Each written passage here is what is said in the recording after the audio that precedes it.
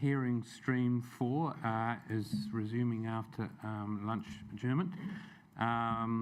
We have before us, hopefully soon, representatives from the New Zealand Agricultural Aviation Association and Helicopter Association. So I have 4 names here: Tony, Bruce, Jimmy, and no, just the 3. Do we have members who want to come up to the table up there?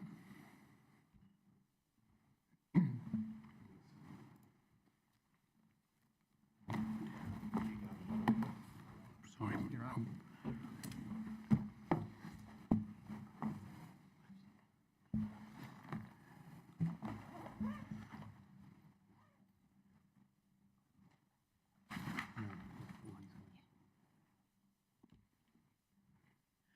I've just been advised that Ms. Whelan-Mills would like just to clarify a couple of points that may help you in your presentation shortly. So if you don't mind, we'll just turn to her to clarify those points, and then we'll box on. So, Thank you so much. I have been working my way through your planning evidence with further attention today, and I've been emailing with John, and we think we've probably got a really good resolution on most matters put forward. And so I was thinking I'll just highlight where I think we agree with you and would be keen to adopt your recommended changes, and highlight the areas that maybe we still have a different opinion. Is that okay? Yep, certainly. So I'll go in order of how it was brought up in the planning evidence. No, I won't. I'll go with the stuff that I definitely agree with and recommend taking. In terms of noise R1, I do agree that a definition of agricultural aviation is a great idea, and what you'd put forward in your original submission, with some minor wording changes for sure, that would be a big help for plan user clarity. And then in doing so, enabling agricultural aviation a permitted pathway under R1, and so amending the referencing error to give effect to that. The inclusion of... Sorry, Ms. what are you doing? Are you going through now the evidence? I was just pointing out the parts... Just wait a minute. Can you refer to a particular part of the evidence by paragraph number that you're talking about, so we can follow the evidence as well that you're talking about? Sure. So just unsure what you're doing. So you're going through the evidence of the Executive Officer of the New Zealand Agricultural Aviation Association. Is that the evidence you're... By Tony Michelle? Yep. Mm-hmm. Oh, I wonder if I can't do this as on the fly as I maybe thought, just the way that I've noted my notes down. I've done it by provision, not paragraph, so maybe this won't be very helpful. Yeah, it's important that we can also follow what you're saying. Yeah. It would take me so much time to go and redo my notes, sorry. Right. Could I... What do you want to do? Sit Just leave back? a box on, or... Yeah, if you could, and then maybe come back afterwards to clarify paragraph? which points you're speaking to at some point, and you reply. Cool, so you want me to stop talking? No, the box on. Oh, box, okay. Yeah. Where I got to was on noise provision rule 2, the inclusion of aviation activities as part of construction, as part of the note provision of rule 2. I think that is a wise idea, because there's construction noise limitations that govern noise produced. On noise standard rule R3A, the inclusion of a temporary commercial helicopter activity, I think there's merit in part of that relief. I think the discretionary transportation of people is the one part that I'd say is harder to recommend supporting. But I do agree that temporary 3 days or less, whether they're consecutive or non-consecutive, provided they comply with the noise provisions, is a sound way to make agricultural aviation more enabling. And again, I agree on that rule R3A, that there lacks a difference between fixed wing and helicopter landing areas. And that fixed wing could have its own provision that enables it to be a permitted activity in the rural production zone, basically because fixed wing operators seem to be very rural productive enabling, like spray, or the points that you had listed out in your evidence. The part that I still feel like I haven't come to the same conclusion is on policy 10, noise policy 10, and to expand the use of agricultural aviation across all zones. I think it really does need to stay within the highly productive land areas.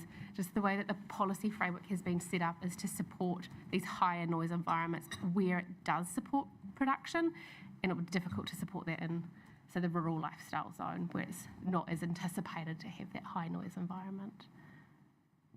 So I think I've been following, you've been going through the decisions sought at section 6 of the evidence.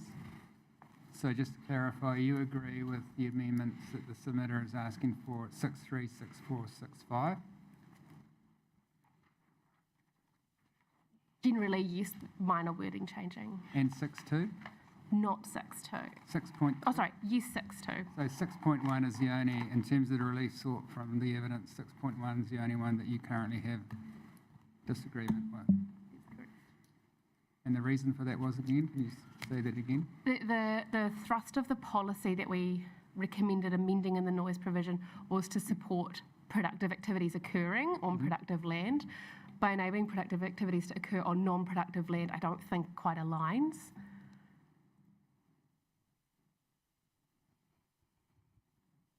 Okay. Thanks.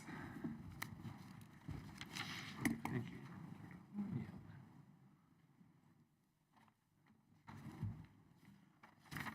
Well, firstly, Could I perhaps ask some questions for clarification? yeah, I think you So, should. look, Yes. my name's Tony Michelle. I'm the Executive Officer of Yeah. New Zealand Agricultural Aviation Association, and I represent the Helicopter Association here as well. So just a couple of points for clarification. So you were saying you support that agricultural aviation activities be provided for in R1? That's Is that correct?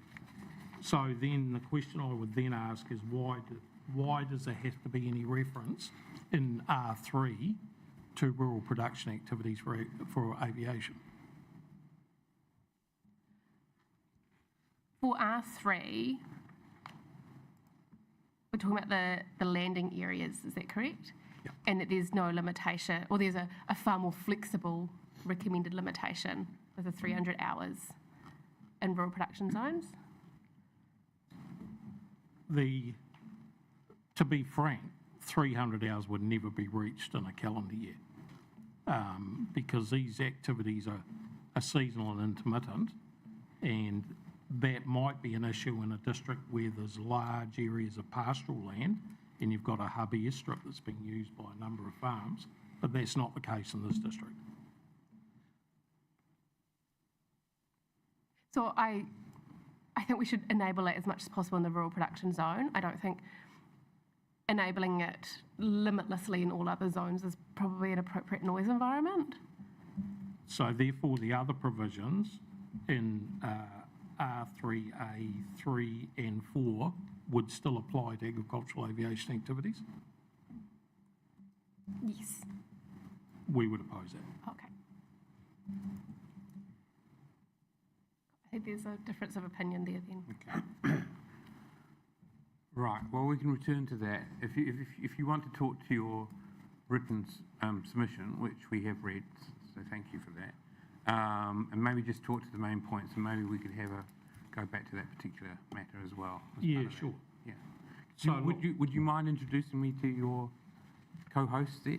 Well, what I'd like to do with your approval is just to give some general overview from our perspective on our submission, and then ask these two gentlemen to introduce themselves. Right. They're both local operators, and they can give you some context around the type of operations that occur in this district. Would that be okay to do that? That's fine. Yeah, cool. In terms of R3 managing noise effects for agricultural aviation activities, well, it provides for helicopters only and not fixed-wing aircraft and UAVs and drones. And My colleague here on my left is a drone operator, so he can give some context around that, because often district councils at this point don't understand the growing capacity and capabilities of new technologies. The other thing about R1 is it's not clear to us that R11 doesn't apply to the provisions in 2, so we'd like some clarity around that. And I think, I'm sorry I've forgotten your name, but you've certainly identified that there is a confusion within the report as to what's occasional intermittent compared to a formal landing area that's used on a more regular basis or forms a aircraft base. So I guess you've read the report. Perhaps if I ask Bruce first to introduce himself and tell you about what his activities, what from a fixed wing point of view and a UAV point of view. So my name is Bruce Peterson. I'm the chairman of the Agricultural Aviation Association. 30 years in fixed wing aerial top dressing and 10 years in UAV operations. And all of my experiences in fixed wing, not helicopters, so Jimmy's here as well for that. So if there's any questions or clarity that need, we can go along that. And the operations that UAVs are going into needs to be seriously considered here, because they're getting quite big, almost helicopter size in some cases, and to just dismiss them is, they're not little wee machines that you see at Noel Leeming's or anything like that. So, but open to any questions on that sort of thing. And what we're doing is spraying and top dressing, and it's all at certain times of the year on different stuff. So it's all intermittent and similar to the rest of the operations. Jimmy Guerin, Chief Pilot, CEO of Helicopters Hawke's Bay. Our line of work, we're 70% agricultural based, and through the point of the plan, we are infrequent. If we operate at all, we are after weather events. So if guys can't spray their orchard with a ground sprayer, we get called up then, and we'll do frost protection. Once again, irregular, infrequent, climate driven. We had busy times spraying apples and looking after crops after Gabriel when everyone lost sprayers. So that's another area that for guys to keep their production up, they need to get these things done, and we were able to help there. But yeah, we're irregular, but depending on weather events, we can be regular. So I think one of the points to make here is that the scope of agricultural aviation activities and helicopter activities that are taken in the Napier district is quite narrow compared to a rural district. And as Jimmy said, it's often that they're called in after weather events and that sort of thing. So they're probably the two main helicopter activities, is horticultural spraying, some pastoral spraying, and frost control, and some very limited amounts of construction work, such as putting HVACs on top of buildings and that sort of thing. One of the problems with R3A is the setbacks that are proposed there, because when these guys go to an orchard, they need a load site and they need a clear area to take off from with a full load. And being in a horticultural area, those kind of areas are pretty limiting, because they want to obviously grow crops, etc., on every piece of square inch of land that they can.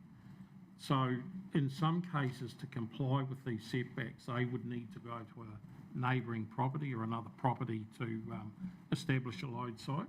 So that's going to have two effects. One, it's going to increase cost to the client, And the second one is it's going to exacerbate the very things that you're trying to manage, which is noise, because the job's going to take longer and they're going to be crossing across other properties. So we certainly don't support those setbacks. And secondly, that will also, in terms of R3A4, where there is noise limitations there, that could also have another effect. And the other thing to remember is that you can only manage the aircraft while they're taking off and landing. And Mr. Stiles and I probably have a slightly different interpretation of what a landing and taking off is. But once they're in flight, the council has no ability to manage those effects, and that's done by the Civil Aviation Act. Often that comes up in here is the Dome Valley determination, where the court set down that when the aircraft was taking off or landing below 500 feet, it was part of that aircraft movement. Well, agricultural aircraft takes off, it really climbs above 100 feet because the operations are taken at 3 to 10 metres above the target crop, and all they're doing is varying from one area to another. So if that definition was applied, then the whole of the flight would be a movement, and that's not the case. So we seek to have agricultural aviation activities provided for without any limitations. So therefore, we would want to see it all sit in R1 and no provisions in R3. And the provisions in R3 are actually for some temporary helicopter activities other than construction and agricultural, or they are regular or from a fixed location base.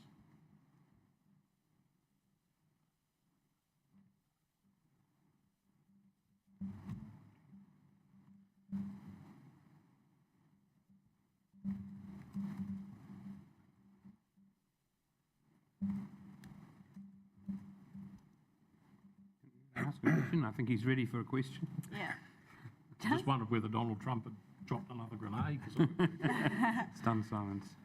I'm just picking up on what you said just then. You talked about regular operations. I was just thinking, regular could be associated with one operator doing something regularly, or the activity happening regularly, in which case that would be harder to control. Can you just sort of explain? Yeah, look, this always comes up, you know, how do you identify infrequent, intermittent, and all these different terms. I mean, the reality is particularly in terms of agricultural aviation activities, they're driven by season and they're driven by need. So the need might be a pest outbreak or a fungus outbreak or something like that. And in terms of agricultural aviation, of horticultural production, so you get a very intense period of activity for a very short period of time. Now, you know, if you take potatoes, for example, I don't know if potatoes grown here. Squash, mostly. Squash. But potatoes in mid-Canterbury, for example, they would have a spray rotation of every 10 days for a 3-month period. But we would still deem that to be an agricultural aviation activity, therefore it would be provided for.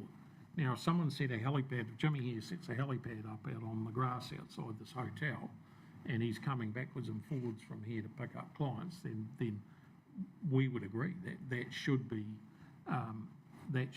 put through a consent process, because it's a regular activity, and that's why we seek to have definitions that identify what is a temporary helicopter landing area or a rural airstrip compared to a heliport or an airfield. And a heliport and an airfield has probably got infrastructure. It's probably got some buildings there for passenger management, maybe maintenance, that sort of thing, whereas a rural airstrip, the only infrastructure it'll have was the fertiliser bin. And when Jimmy goes to an orchard to spray, you know, there was probably orchard buildings there, but there's no infrastructure there to support what he's doing. He pulls up in a clear piece of paddock and they load and they go home. I understand. Ms. Whelan Mills, the helicopter landing area, was the intention, is that meant to be in the nature of which has been described, or is it meant to be a permanent helicopter base where either different types of helicopters, or not different types, but from different commercial outfits, or it's just regularly used all year long kind of thing? What's the idea behind a helicopter landing area? Yeah, so when I was looking at the submissions on R3 and then the relationship with R1, I did see R3 operating as any kind, not any kind of landing area. That's why I tried to differentiate between a rural productive landing area and all other zone landing areas. So it would, as it's currently drafted, it would include these infrequent seasonal landing locations as well. Okay, thanks for that. But it's not intended to define helicopter landing area?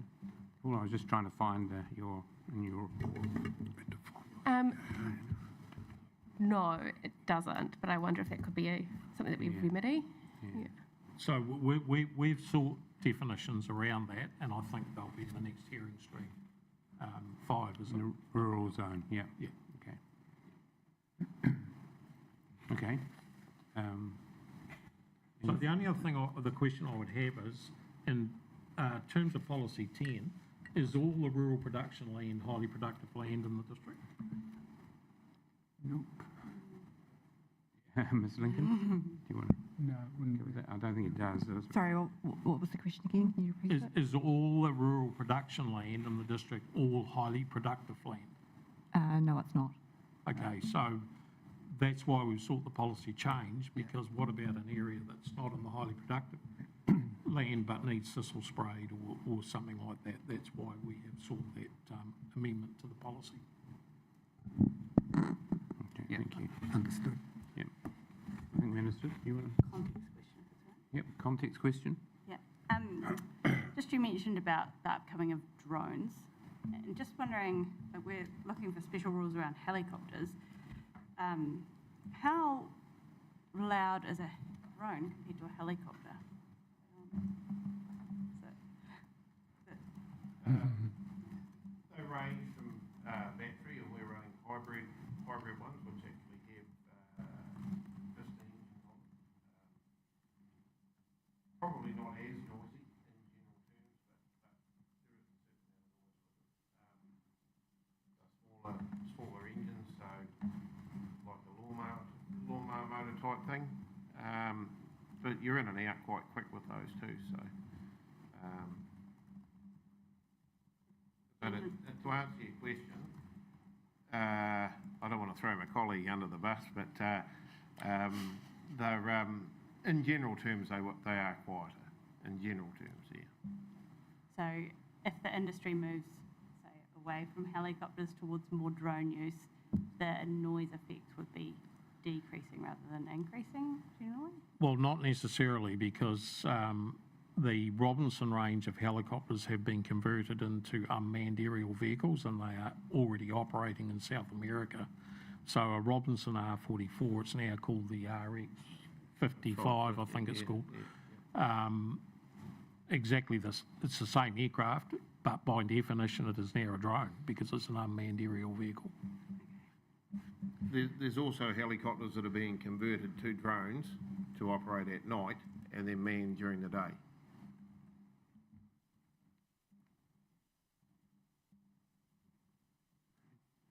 And I suppose just Sorry.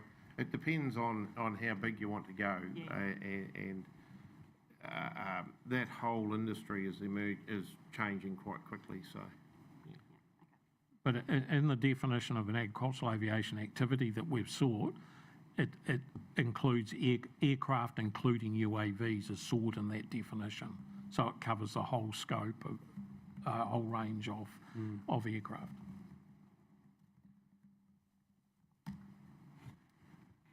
Okay, right, thank you. Just All good? one here. Oh, follow-up question? Are there any rural airstrips for fixed-wing aircraft in the Napier district?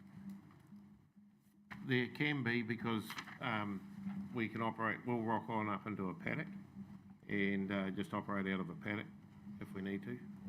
Lime, for argument's sake, you can just drop on a paddock and 300 or 400 metres long and do it off the ground. So potentially there is.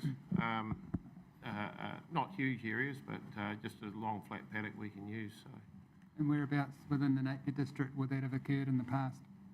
So I'm not worried about Hastings. Yeah, no, understand, yeah. But there's a low-flying area just off from the airport, for argument's sake, because the airport landing fees are outrageous, so we just work out of the paddock beside it. We could do that. Right. Yeah. Just follow-up question. Sorry, I don't want to put the slipper into the airport. Yeah. No. So airstrips in the sense of a defined piece of land used for agricultural purposes, aviation purposes, are they in Napier City as well? Not just a paddock that may be used occasionally, but an actual defined airstrip? One that's been formed, no. Yeah, that's the correct. Thank you. Good. Thank you. All right, thank you very much for your time. That's all right. You've raised some interesting questions, so thank you for your time. Oh, cool.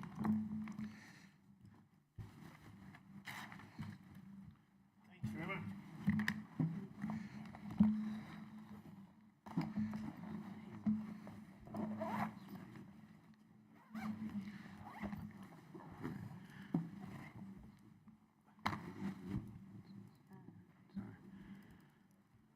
All right.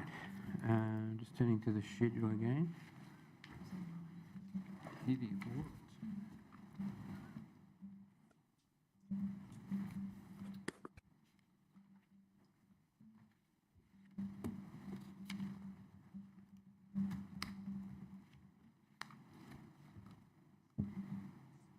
Online.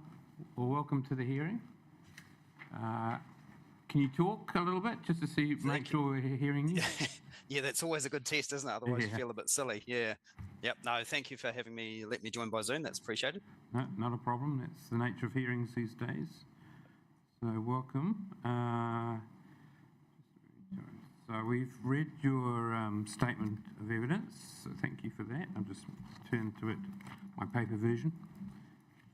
Okay. So, I mean, we have read your pre-circulated statement. So, but if you'd like to talk to the key points you would like to make and anything arising from today's hearing today, you're welcome.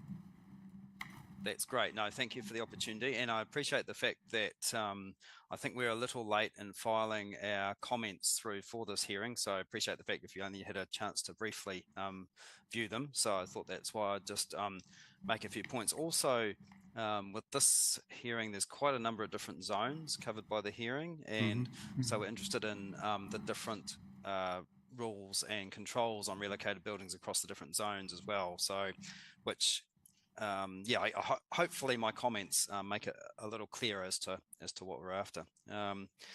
So basically, so our original submission does seek for the same measures across managing relocated buildings across different zones, but we do appreciate that sometimes there is a need for different requirements in different zones, whether they're commercial or otherwise. And so I guess we'd just like to delve into that a little bit more detail now. Now, we have been making submissions to district plans around the country since 1998, and we do seek consistent rules from one council to the other, unless there's relevant, I guess, local environmental rule requirements for that. So, in our view, that aids understanding of the requirements for relocations across the country, but also compliance with the reinstatement process for buildings onto a new site.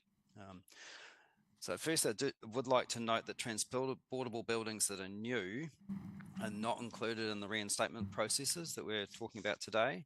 However, they are subject to the same activity compliance rules as new buildings constructed in situ, and we believe that that's appropriate.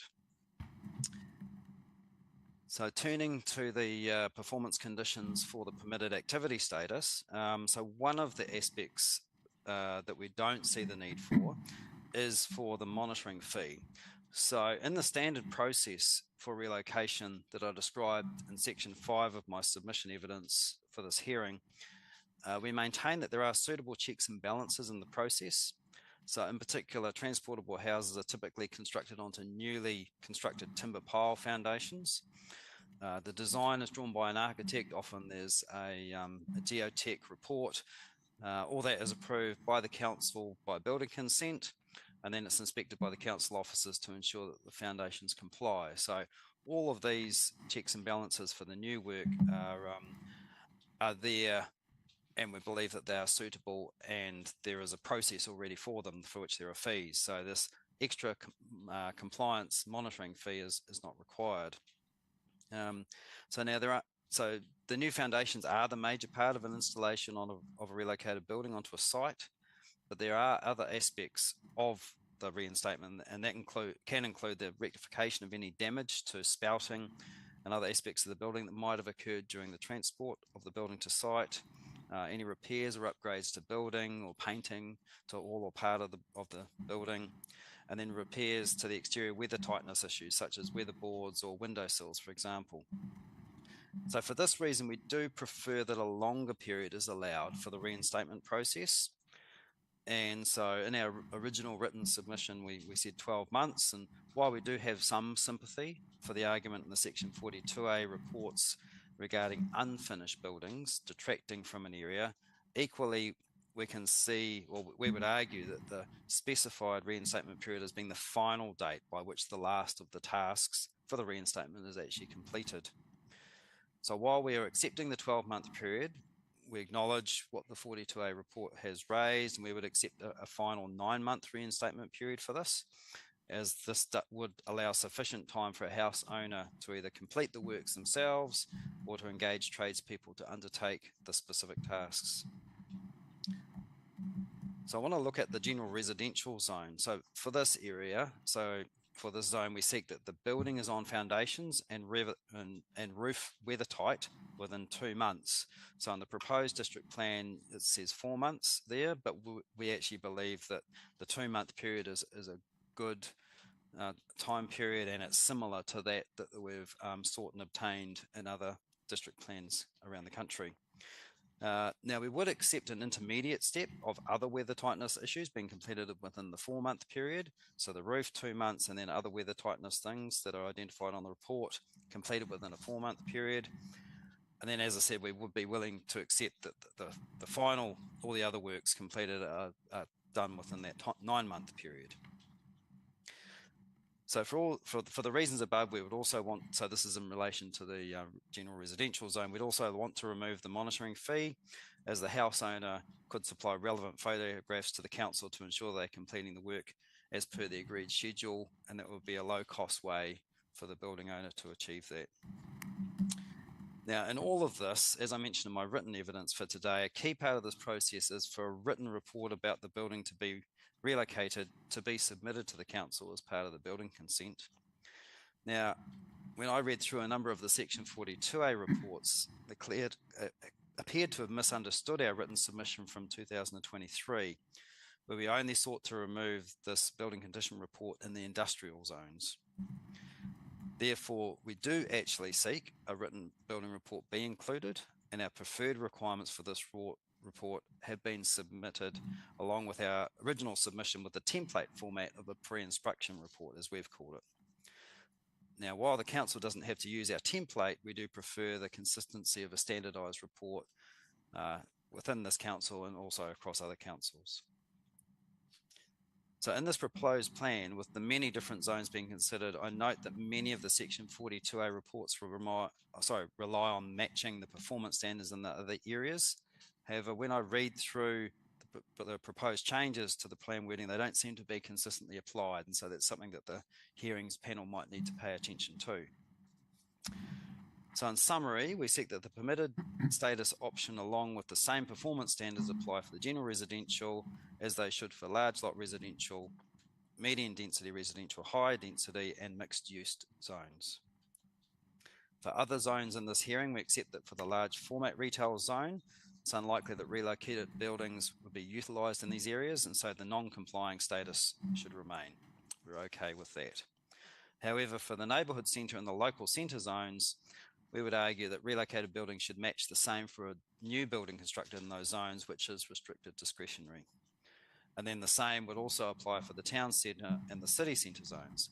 So while it's most likely in those areas that a new building would be constructed on site, we believe the property owner should have the option to place a new relocated building on their site, and that control should be restricted discretionary for both options. So in general, we support the council wishing to have some control over buildings being relocated onto a new site, and it's great to see that the proposed plan is advocated for this with the permitted activity status along with those performance standards.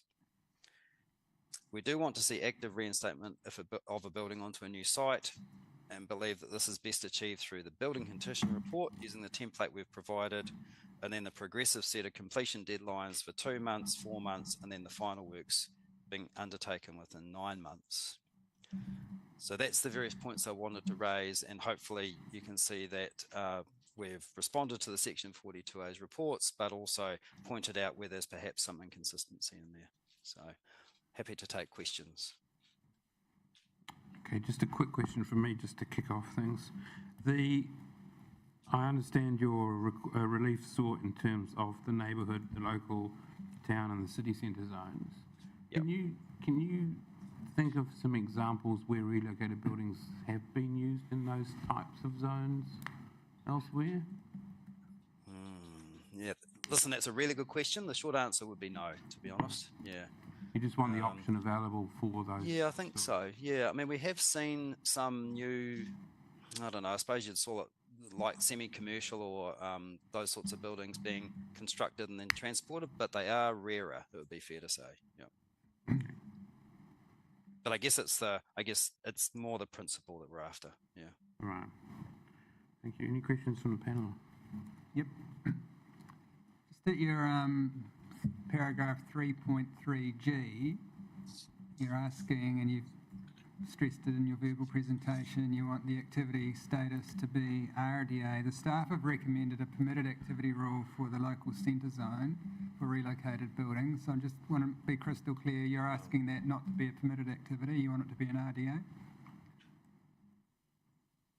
Okay, listen, we might have to come back to you on that point. Yep. Okay, good. Yep. Sorry, we might have overlooked that, and then trying to canvass all the different zones and the different responses. Yes. Okay, so you'll come back. So that's local centre. Yep. Yep. Okay. Now, have you got? I just want to ask you some questions, and I was wanting to use the large lot residential zone as my example. Have you? Can you bring that up in front of you? The staff recommendations for the large lot residential zone. Okay, just a moment. LLRZ. And so the relevant rule is R crossed out 7, new 4. Okay, yep, just bring it up now. Great. Sorry, just tell me the reference again. It's the rule was 7, but they've renumbered it 4.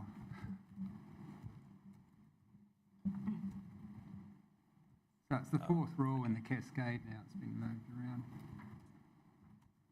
Okay. Sorry, I thought I had them all open, but I appear to have closed that one. So if you could just bear with me, or perhaps read me what the point is, and I can try and respond. If you could open it up in front of you, that'd be better. Sure. Okay. It's on the 4th page. It's 15 pages long. It's on the 4th page. All right.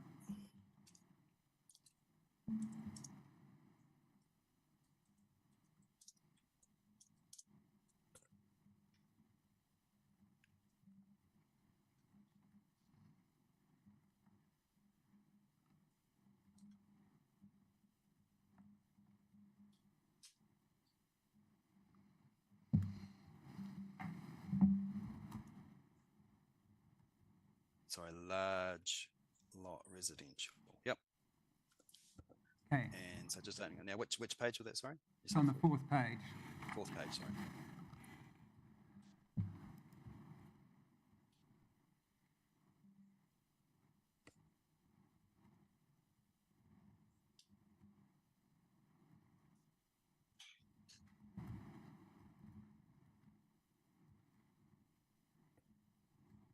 Okay, and what clause are we talking about, sorry?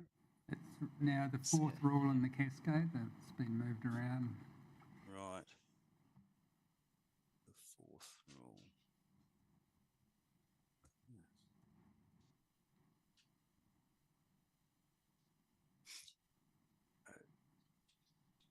Yes, Got that?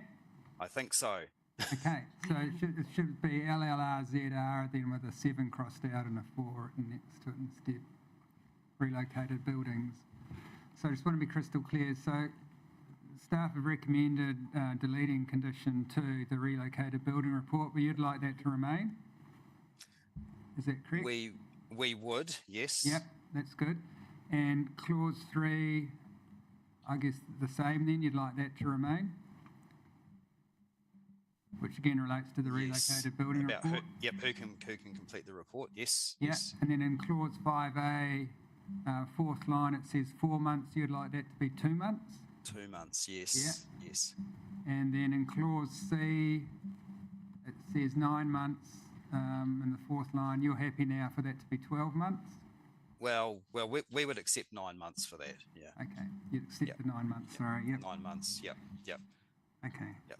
I think we'd much prefer to get the 2 months of the building being on foundations. To us, that's the most visible thing about a relocated building not being reinstated onto the site if it's sitting there not on foundations. That's not a particularly good look for a relocated building. So yeah, so to have that as 2 months would be the best way to go. Yeah. all right.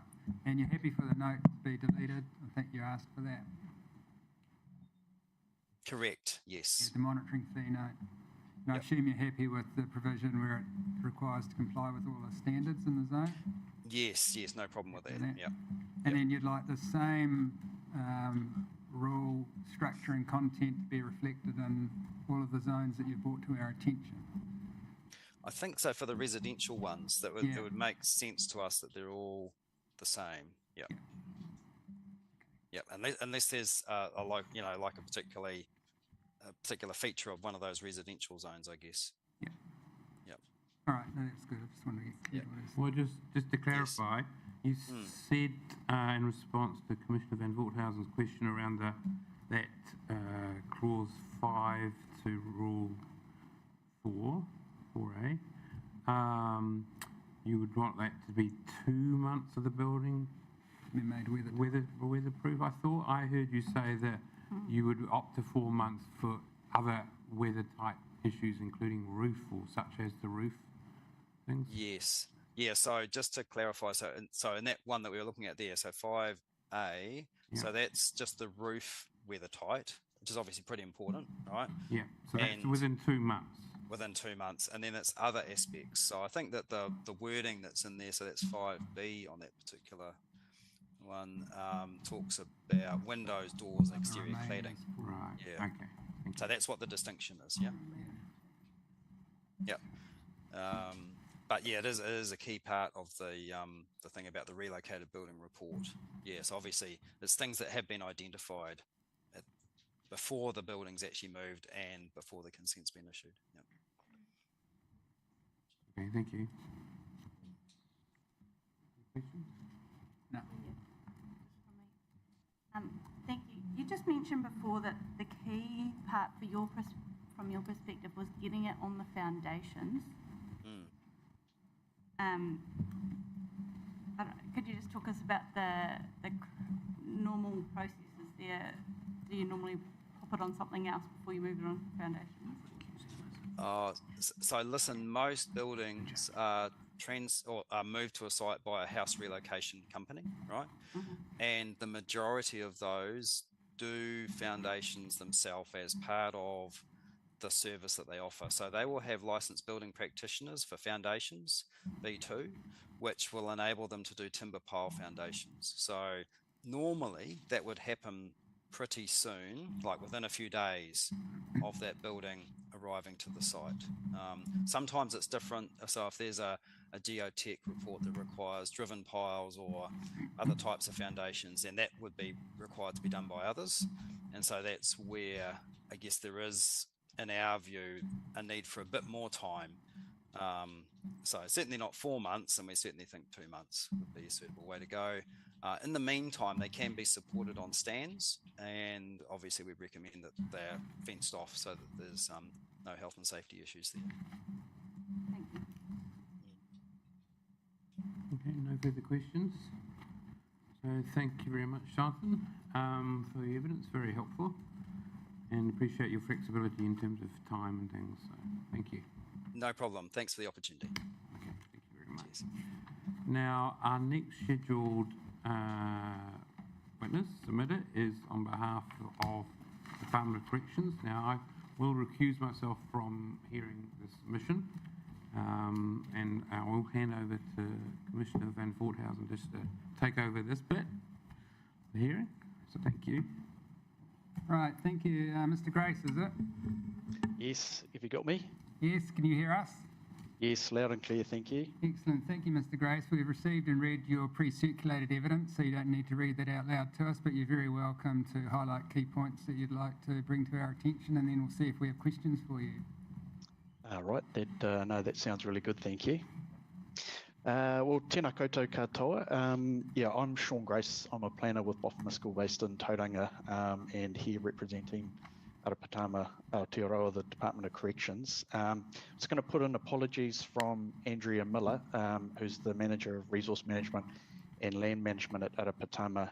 She's not available, but if there are any questions of an operational sort of nature, then she'll be available to respond to those in writing after this appearance.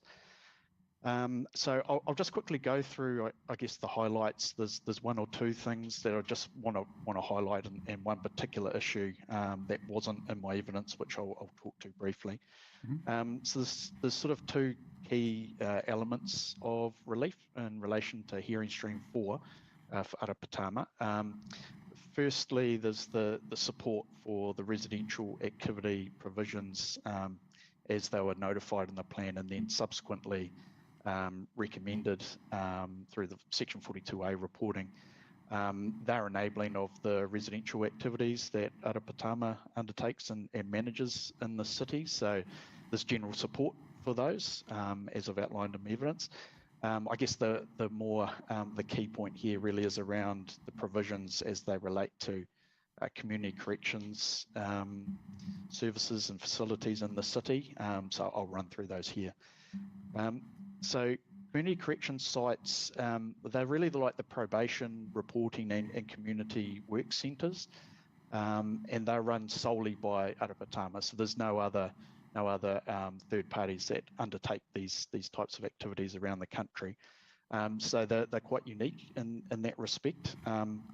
And this was recognised by the Ministry for the Environment when they were coming up with the national planning standards and the definition standards, whereby there was a definition for community correction sites that was included. And the reason for that is to recognise that they are a unique activity. And indeed, Council included the definition of community corrections sites in the definitions chapter of the proposed district plan, but importantly, they haven't actually been referred to elsewhere within any of the zone chapters or anywhere else. So just want to make that point. So whilst the definition's there, it hasn't been otherwise utilised. And the reporting officers have proposed that community correction sites are actually captured by the definition of community facility within the relevant zones. And I've outlined in my evidence how there's a bit of an issue with that, and that there's significant uncertainty that's created, and that there's nothing specific in the community facility definition that would otherwise, in my view, lead a consents planner to conclude that a community correction site is indeed a community facility as it's defined in the plan. And in my experience, haven't had experience with this in Napier City, but certainly elsewhere. So just by way of background, there is an existing community correction site in the city centre zone. I believe it's on Station Road in the city, and that's been operational for a number of years.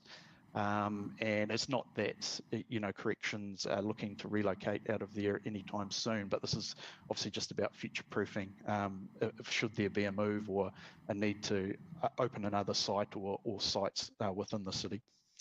But yeah, as I said, in my experience elsewhere around the country, where there's not a really clear definition that applies directly to community correction sites, The consents planners will determine them to be an other activity or an activity that's not otherwise referred to in, say, the zone chapter. And so where that's been the case, we've relied on the likes of legal advice and then like pre-application discussions with the consents planning team to confirm whether an application or whether that other definition for the likes of community facility or something of that nature actually applies to community correction sites. And so, there's nothing's ever certain with those processes until you submit your certificate of compliance application or in other cases, a resource consent application. There's certainly nothing that in those instances that gives you that level of certainty until you're in a regulatory process. So we want to really ensure that there's certainty. I mean, not only for Arapatama, but the consents planners and the wider community in that respect. I guess something that has occurred to me since I put my presented my evidence was that there is another option, and that would be, and we have seen this in other district plans around the country, and that would be to nest the community correction site definition under the community facility definition. But I note that the proposed plan hasn't otherwise proposed to use nesting as a tool. So we haven't gone there, but I guess that's perhaps an option just to consider. Yeah, I mean, certainly the best practice, in my view, is that there is the use of the definition of community correction site, specifically in the zones that are subject to hearing stream 4. That being the local centre, the mixed use town centre and city centre zone, and we've sought permitted activity status for those zones, which is reflective of similar or activities of a similar nature, whether that's community or commercial activities, those other types of activities that you typically align with the likes of community correction site. The other zone that we have sought permitted status, and we see this, these sites in other light industrial zones around the country, is indeed that light industrial zone as well. That's subject to, I believe, hearing stream 5. So yeah, it's those 4 zones that I mentioned before that we're seeking the permitted activity status for, and that standalone reference or rule as I've outlined in Appendix A, to my evidence. So yeah, that's best practice in my view. It gives the most certainty for all parties, and I've outlined in my evidence how that's that practice has been used by a number of other councils in their recently operative district plans around the country. So yeah, that's it, and more than happy to take any questions that the panel might have. Yeah, thank you, Mr. Grace. Commissioner Brown, any questions?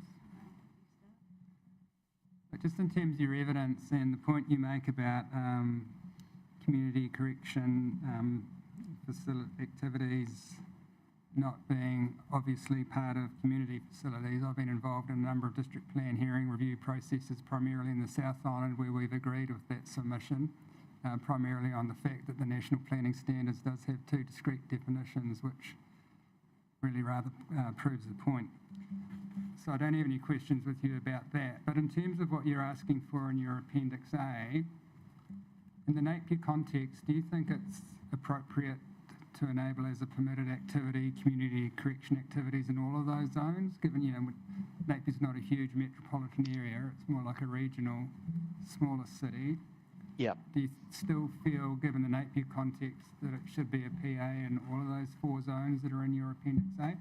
Well, look, I guess it's about enabling these sites to be located in the areas of demand and being accessible to, the offenders that need to access the services. So certainly the likes of, I guess, those lower order commercial zones, so your town centre, and local centre, you don't tend to find them going into those zones as much as, say, your city centre, as evidenced by the the existence of the existing CCS in the CBD there.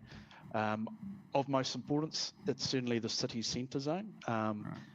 The mixed use zone is good as well, and we see, I think I referred to a site earlier. There's in fact one in Tauranga. There's others around the Traps Upper Hutt, I believe, where they're going into mixed use zones because they've got particularly for the community work side of things. You need larger yard space for storage of vehicles and other equipment, and you might have, say, your work activities that will occur in part on the site. So mixed use zone in that respect is really good.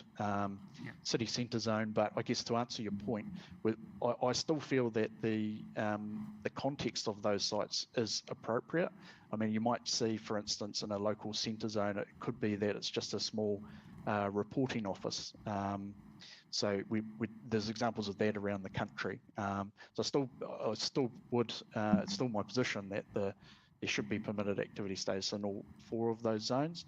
But certainly the focus, if it were to come down to it, the focus would very much be on the city centre and mixed use zone in the context of Hearing Stream 4, of course. Yeah. No, thank you. That's a helpful answer, and I guess that's well put in terms of you retaining your relief sort, but the emphasis being on the city centre zone and the mixed use zone. So certainly understand that. All right. No, thank you very much, Mr. Grace, for your time. Thank you.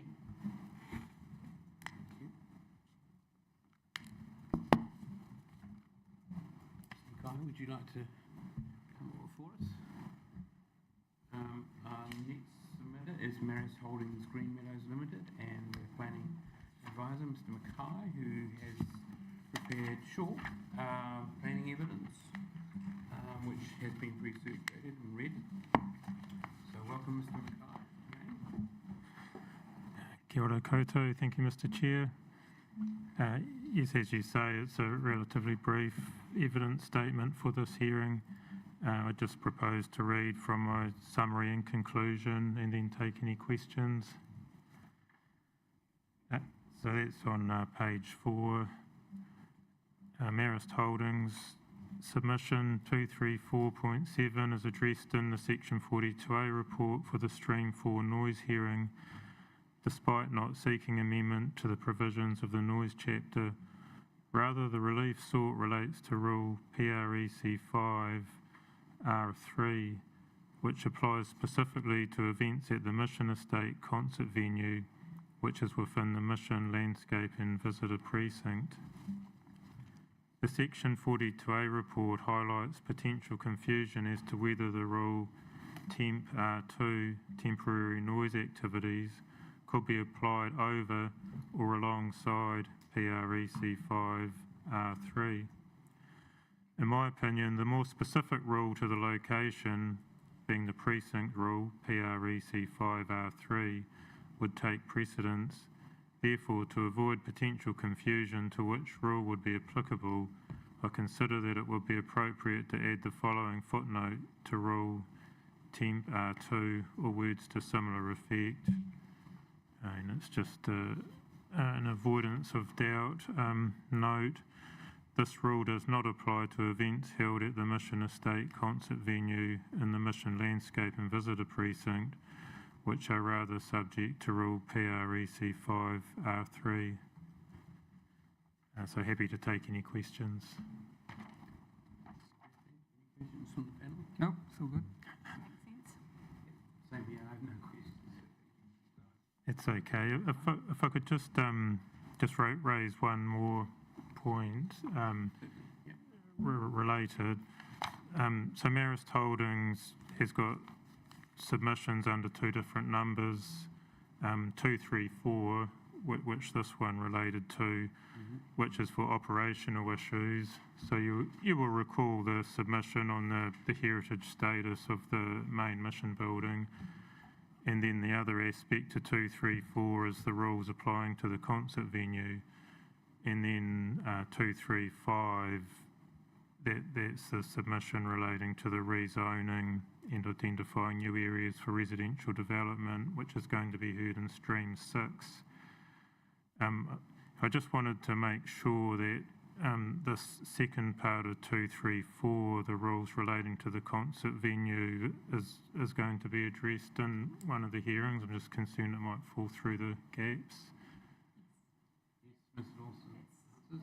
Okay, great. So is that stream 5? Okay, thank you. Right, thanks. Great, thank you very much. Thank you very much. Now we do have, are they all online? I presume so, yep. Some. We're a little bit early. So Kiwi Rail Holdings Limited and NZTA are jointly presenting before us. So we have seen and read the written statements and evidence which are before us at the moment. Who have we got and who have we not got at the moment? Good afternoon, panel. Lauren Rapley, counsel for Kiwi Rail. We do have Ms. Heppelthwaite online. She has actually been able to make the hearing today. We do appreciate the panel issuing the questions in advance, but she's here and can speak to that today. Okay. So that's a bonus. We are just waiting for Ms. Grinland and Hancock and Dr. Childs. Send them a message to make sure that they are on their way, or perhaps Kath, if you're there, if you could just email them both. And I wonder, to keep things moving along, whether I do just kick off with a couple of opening remarks from a legal perspective. Okay. I anticipate the panel has had the opportunity to review the legal submissions as well, so I wasn't going to speak to those in details, but just a couple of key points. Okay. Yep. Well, no, we have seen your pre-circulated statement, so thank you for that, your legal submissions. So I'm more than happy for you to talk to that. Great, thank you, sir. So in short, our submissions focused on two aspects of the proposed plan. The first being the noise chapter, where Kiwi seeks additional provisions to manage rail noise and vibration effects, and the second to amend various zone chapters that are the subject of this hearing to include a permitted activity standard for buildings to be set back 5 metres from the rail corridor. In relation to the noise provisions, they fundamentally have two purposes, the provisions that Kiwi seeks. The first being to ensure the wellbeing of communities living near the rail corridor, and the second to manage potential reverse sensitivity effects on Kiwi's operations. And I draw the panel to section 2 of our legal submissions, where we discuss this in more detail and set out the legal position on reverse sensitivity effects. It is important to highlight that there is agreement between Council and Kiwi Rail that there should be land use controls on sensitive activities requiring acoustic insulation and ventilation requirements in the plan, which was reflected in the notified version, and Kiwi Rail appreciates the Council's approach here. We also understand, following the Section 42A noise addendum report and Ms. Whelan Mills' recommendation to accept Kiwi Rail's proposed definition of the highland transport noise overlay, that there is general agreement that those controls should apply within 100 metres of the rail corridor boundary unless modelling has been undertaken. Rail noise modelling is not available, and Dr. Charles can speak to that. So it is our submission that controls should continue to apply within the metres of the rail corridor boundary. I'm just pausing to see if the team haven't joined yet. I'll just see if they are far away. A moment.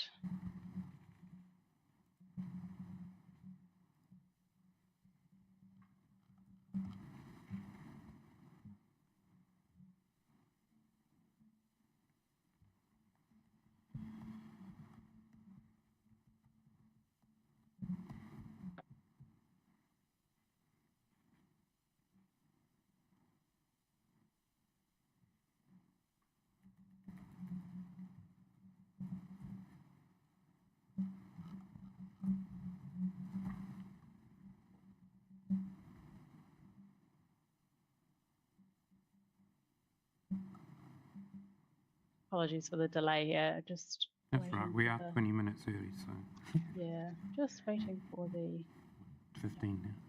Join. I see Dr. Charles is online now, and just waiting for Ms. Grinland and Hancock.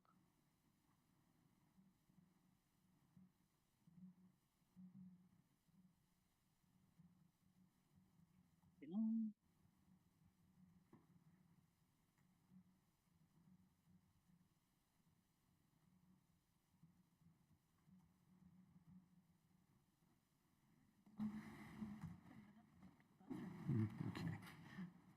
Things on hold. Here she is. Right. All right. We can do have the just- full sorry, team here. Sorry, can we just, one of the... Okay, that's all right. Right.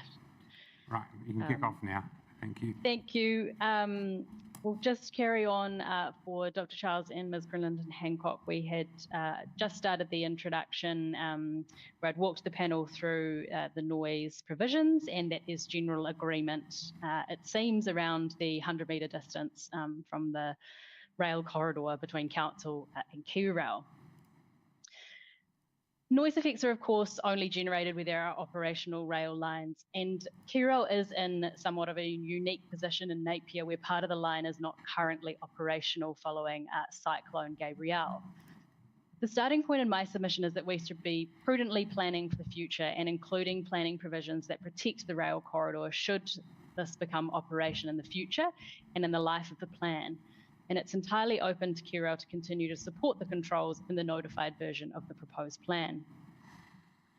However, as set out in Ms. Grinland and Hancock's evidence, Kiwirau has thought really hard about its approach here and proposed a noise alert layer to be applied over the currently inactive part of the line until such time as that line becomes operational, at which point the acoustic insulation and ventilation requirements will then be triggered. We understand from the initial questions issued to Ms. Hepplethwaite, the panel has some questions around that approach today, which Kiwirau's witnesses are happy to speak to. Briefly, in respect of rail vibration, which we address in section 4 of our submissions, Kiwirau seeks an alert layer only within 60 metres of the rail corridor. And this is to provide a balance between information provision and regulation. The layer does not include any land use controls. It essentially just provides a signal to landowners there will be higher levels of vibration, which may prompt landowners to consider those effects when building in this location. These are, as the panel may be aware, common planning tools, and you see them, for example, in other infrastructure cases, such as Auckland Airport's aircraft notification area, and other rail noise vibration alert layers have been approved by the Environment Court in other districts as appropriate and effective tools. Turning to the other focus of our submissions in Kiwirau's submission on the proposed plan, Kiwirau is seeking a 5-metre safety setback for buildings and structures from the rail corridor in various zones that are addressed in this hearing stream. Ms. Grinland and Hancock and Ms. Hepplethwaite have provided detailed evidence on the purpose of the rail setback control. The key point being is that it protects health and safety issues caused by people entering the rail corridor because they don't have enough space otherwise to safely maintain their buildings on their site. It also serves the important purpose of mitigating against inadvertent incursions into the rail corridor, allowing for the continued safe and efficient operation of the rail corridor. As Ms. Grinland and Hancock's evidence confirms, Kiwirau land is not ordinary land. It is a hazardous environment and these risks must be treated with care. The proposed setback approach is more proportionate in our submission than the alternative which some of the council officers have suggested, which is to designate additional land. Enabling developments to be maintained safely and lawfully adjacent to the rail corridor is in accordance with the very purpose of the RMA, and in our submission, Kiwirau's proposed setback is pragmatic and reasonable.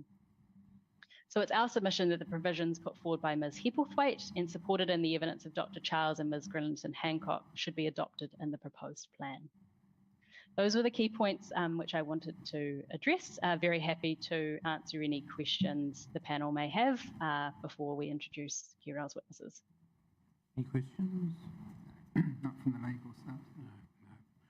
No, we're fine. Thank you for that. We're happy to move on. Fantastic. I will now invite Kiwirau's first witness, Ms. Grinland and Hancock, who is the RMA team leader at Kiwirau. Thank you. Good afternoon. My name is Michelle Grinland Hancock, and I'm the manager of the RMA team at Kiwirau. And I again don't propose to read my statement in full, but just to highlight some key points. The rail corridor in the Napier district is a key part of Kiwirau's national rail network, and is important to the movement of freight within the district. The trains which operate in the district are run with diesel locomotives, which generate noise and vibration effects. And despite KeyRail's best efforts, these effects cannot be internalised, so there needs to be controls on sensitive uses locating near the rail corridor. And KeyRail supports and appreciates the Council's recognition of this and inclusion of controls to manage noise effects in the proposed plan. Currently, there are 8 daily train movements within the Napier district. These run Monday to Friday. There are currently no train movements on weekends. This is 4 freight trains per weekday between Palmerston North and the Napier port, and 4 local shunts between Napier and Hastings. To provide clarity, the shunt between Hastings and Napier consists of containers and wine tanks. These trains have a usual length of between 3 and 18 wagons, depending on customer requirements. In addition to these services, locomotives run on the line but are not a scheduled service as such, and so may run at any time depending on where the loco needs to be and when. My evidence also confirms that part of the Palmerston North to Gisborne line north of Esk Valley, Wyling to Wairoa, is currently not operational due to there being several kilometres of missing track, in addition to other damage further to the north. However, this line could become operational at any time in the life of the plan if there was demand. The reopening of the line will be dependent on central government decision-making and economic viability of the use of the line, and economic viability of the use would likely be a consideration as part of any ongoing business case. KeyRail has thought hard about its approach here and is proposing an information-only rail noise alert overlay as part of the line until it becomes active. This means the planning controls requiring acoustic insulation and ventilation would only be triggered when it becomes operational for regular rail services. And you may have seen in today's paper that the use of that line is still uncertain 2 years on from Cyclone Gabrielle. I also wanted to briefly highlight the need for a building setback as sought by KeyRail and the reasons why 5 metres is sought. This distance is needed to ensure there is sufficient space for adjoining landowners to use and safely maintain their buildings without entering the rail corridor or running the risk of inadvertently interfering with it. Without an adequate setback, adjoining landowners would need to ask KeyRail for permission to enter the rail corridor, which requires on-site safety personnel or temporary closing a part of the track, or if they don't ask permission, trespass. That could cause disruption to KeyRail's network, or more seriously, a collision or accident. Some of the reporting officers have recommended a reduced distance of 1 metre in the general residential zone, for example, which KeyRail does not consider as sufficient. There was also some suggestion as to whether a more tailored approach could be achieved. KeyRail's relief does that by proposing a permitted activity standard, but allowing for resource consent to be sought to locate a building within that setback where it can be demonstrated that the safety and efficiency of the rail network will not be compromised. I also wanted to confirm that KeyRail has made 2 amendments to its relief in response to the 42A reports. KeyRail is no longer seeking a setback standard in the large lot residential zone, and KeyRail agrees to an exemption for the wharf lines from the setback standard in the mixed use zone in response to the fuel company's submission. That's all I had to speak to today, but I'm happy to answer any questions. Okay, thank you. Just one question from me. So thank you for your helpful information around the number of train movements there are and what kind of train movements. So are you confirming that there's no nighttime train movements at all? Not at the current time, no. Because we did hear evidence that could sort of elevate the reasoning or the rationale for having, we asked many questions of Mr. Stiles this morning, and I don't know if you or Dr. Charles managed to hear his opening comments, but the nighttime kind of movements of trains was sort of highlighted as a particular reasoning for having some controls over adjoining development. So at the present time, we've got trains running between 9 a.m. and 9 p.m. 5 days a week. But when a train runs is very much dependent on when a client needs product to a particular location, and that's what determines when a train runs. So trains could run 24/7 with no notice. It's literally dependent on customer demand. Okay, thank you. And my only other question at this point is the inactive line, where it stops or starts. You've got a figure 2 in your statement on page 14. And now this was about turning shunt locomotives location, but is that a good map to show us where that Wairoa Gisborne line stops and starts in terms of inactivity? Yes, it is, yeah. Okay. Basically, there's 10 kilometres of missing track from the eastern extent of Esk Valley. All right, okay. And is there an operational line from that into the industrial area around, is it Pandora, that area? There is sidings in existence, although my understanding is that one of the current tenants has tar sealed those over, but they are located underneath the tar seal. Okay. Thank you. So at some point, somebody could uplift that tar seal and those would become operational sidings again. Right, so you would want that classified as an inactive railway line at the moment? At the moment, yes. Right, is there any other inactive lines that I've overlooked? No, there's not. Okay. I checked with the local operations manager before we put our evidence together. Thank you. Any questions from the panel? Commissioner Van Veldhuizen. Yeah, just 2 questions. In terms of the Kiwi Rail noise setback distance, and I think Kiwi Rail's asking that to commence from the boundary of the designation, is that correct? That is correct, yes. The designations can be of various widths, and I note from Mr. Child, Dr. Child's evidence, his evidence relates to noise levels from the track.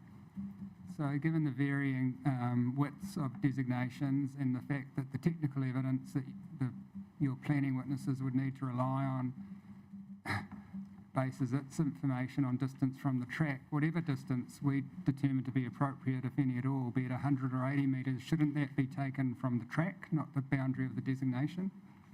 So in the case of Napier, it's the designation width is actually relatively consistent and it's quite narrow as it runs along Marine Parade and through town. I did have a look at this because this is a question that we get often, and it's pretty regular the whole way through. The only place that it gets a little bit wider is actually in the port itself, where there is a wider parcel, but for the most part there's no large areas of land associated with the designation. It's quite narrow.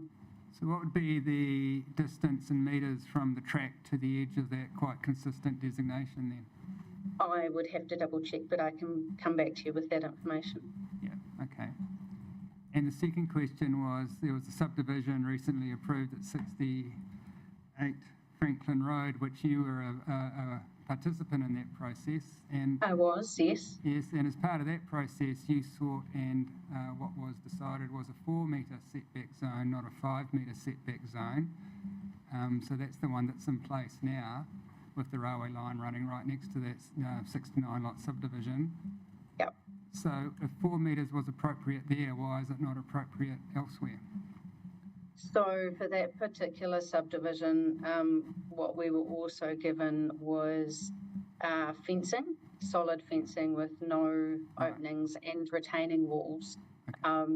So that was a negotiation with the landowner at that time.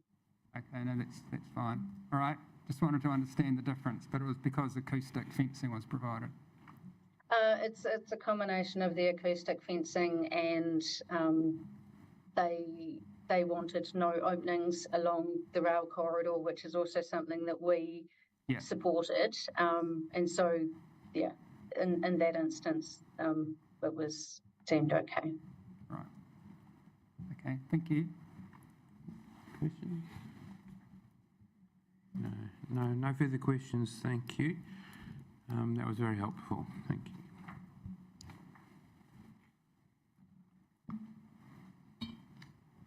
So I think, yep, Dr. Charles, welcome to the hearing virtually. Good afternoon, panel. We've read your pre-circulated evidence. Thank you, Dr. Charles. So happy for you to talk to the key points. I don't know if you had a chance to listen into the beginning of the hearing today when Mr. Stiles was responding to various questions from the panel. I didn't. One of the KiwiRail team did, and they reported a few key points back to me. Right. From what I can tell, Mr. Stiles and myself are in agreement for a large part. There might be some nuances around the edges, but I think fundamentally there's no big technical argument sort of going on between myself and Mr. Stiles. But if I could just whip through a few points that have come up. Yes, that would be good. So we're all in agreement some form of land use controls is appropriate, and I think we're largely in agreement on what that form of controls are. There's a few details around the edges around how those work. I noticed in the second addendum to the Section 42A report, there was the definition of noise-sensitive spaces, and there's a qualifier being added in there about critical listening and communication. Ms. Hepplethwaite will address that from a planning perspective, the mechanics of the control, but just from a technical perspective, that qualifier is too limited to capture all the adverse health effects that we're trying to include in this control. So while that qualifier says it includes rooms for sleeping, I can't understand how high quality listening and communication covers sleeping. So there's a bit of a gap there.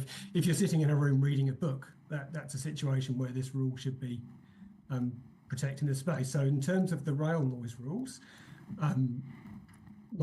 my evidence is that qualifier is not appropriate. In terms of the more broad discussions around noise-sensitive activities, activity sensitive to noise, probably not a technical point, but in my view, there really should just be one definition, and it should be consistently used for every form of activity because it's the same. It should be the same sensitivities in all places, and to me, it doesn't matter whether it's a noise-sensitive activity or an activity sensitive to noise. One point I would highlight is that whatever that definition has, if it's got some extra things in it like campgrounds, the rail noise rule and the road traffic noise rule will only apply to the spaces that are listed in the new noise S7. So noise S7 lists spaces within buildings. So noise limits apply to those spaces within buildings. And so whatever, if anything extra appears in the activity sensitive to noise like offices or campgrounds, and that's not in noise S7, then the rule won't have any effect for those spaces regardless. Rightly so. So that's all I was going to address on those definitions. The question that just got raised around the technical basis for the 100 metres being from the track, that's absolutely correct. So the noise source is the train on the track, and so the noise is calculated back from that location. In the standard noise S7, the KiwiRail submission and the version that's in the Section 42A report is all from the track. So the operative part of the rule, so when you've got a site and you're doing your site-specific assessment, the rule that's on the table calculates the noise from the track. So the only time that the designation boundaries come into this is defining the area under which that rule applies. And so it becomes a planning legal question, but my understanding is to allow the fact that the rail can move anywhere in the designation, the area is set from the designation, and then when you come and assess your specific site, then you do your calculation from the track. So I think that was perhaps the subtlety between two measurement locations. But just to be clear that the rule on the table is not from the designation boundary, it's just defining the area that was from the designation boundary. In terms of the distance, I think I understand the question went to Mr. Stiles this morning and he gave the same answer, which is that for the rail noise, there is no modelled contour available, and there's some significant amount of time and money that would be required to go to that effort. It's only for rail, for road, that a model contour has been, and I'll talk about road afterwards. For road, a model contour has been used quite consistently in recent districts, and there's a fairly standardised approach to that that's been accepted.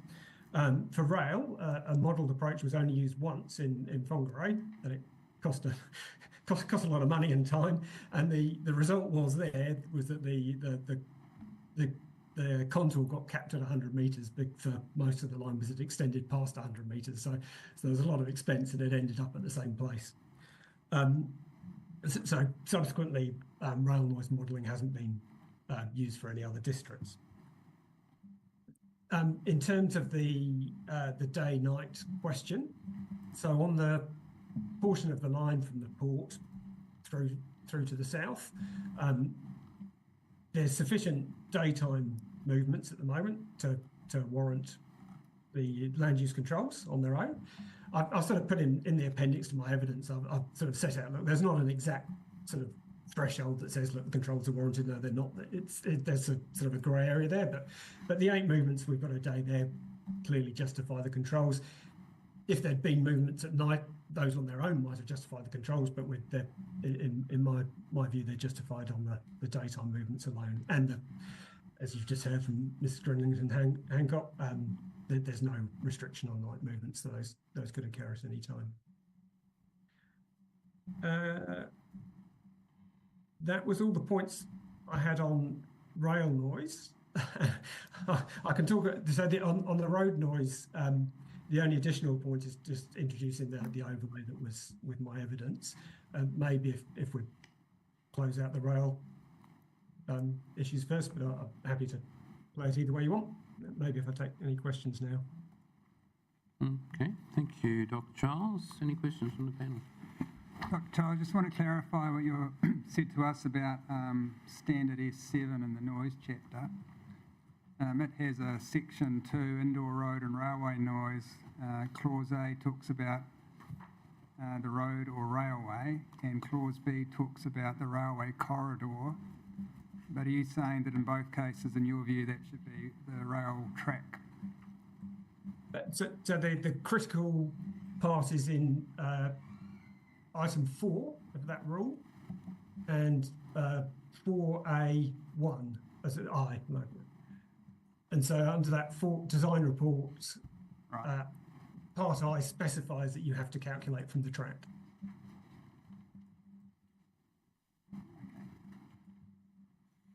So would it be, I guess it would be, it's not really a question for you, but would it be, in your technical view, appropriate for that to be crystal clear in all the provisions, that it's the track and not the corridor or the designation boundary or some other boundary? So for the technical position is when you come to assess a specific building, you're calculating from the track, and that's explicit in this rule at the moment. So when you're doing your individual calculation, it's from the track. If the overlay is slightly larger because it's done from the designation boundary, that's a planning legal matter, allowing for shuffling of the track within the designation between now and the time at which you make that site-specific assessment. Okay. That's all for me. Okay, any questions? No, I don't have any questions. Thank you, Dr. Charles. Answered my ones. Would you like to hear from Ms. Hepplethwaite now on rail before I return to road? No, I think if you now turn to road, I think that would be neater for us. Okay, certainly. So road, the only additional point I want to make is that there is a modelled contour. So it's an approach which has been used at a large number of districts. In most recent districts, the Transport Agency's been proactive and it's got it into draft plan or proposed plan. In this district, at the time that was happening, the state highway network was being changed, and so it was where State Highway 51's moved. So at that point, because it was in a state of flux, it wasn't provided in advance. It has now been prepared.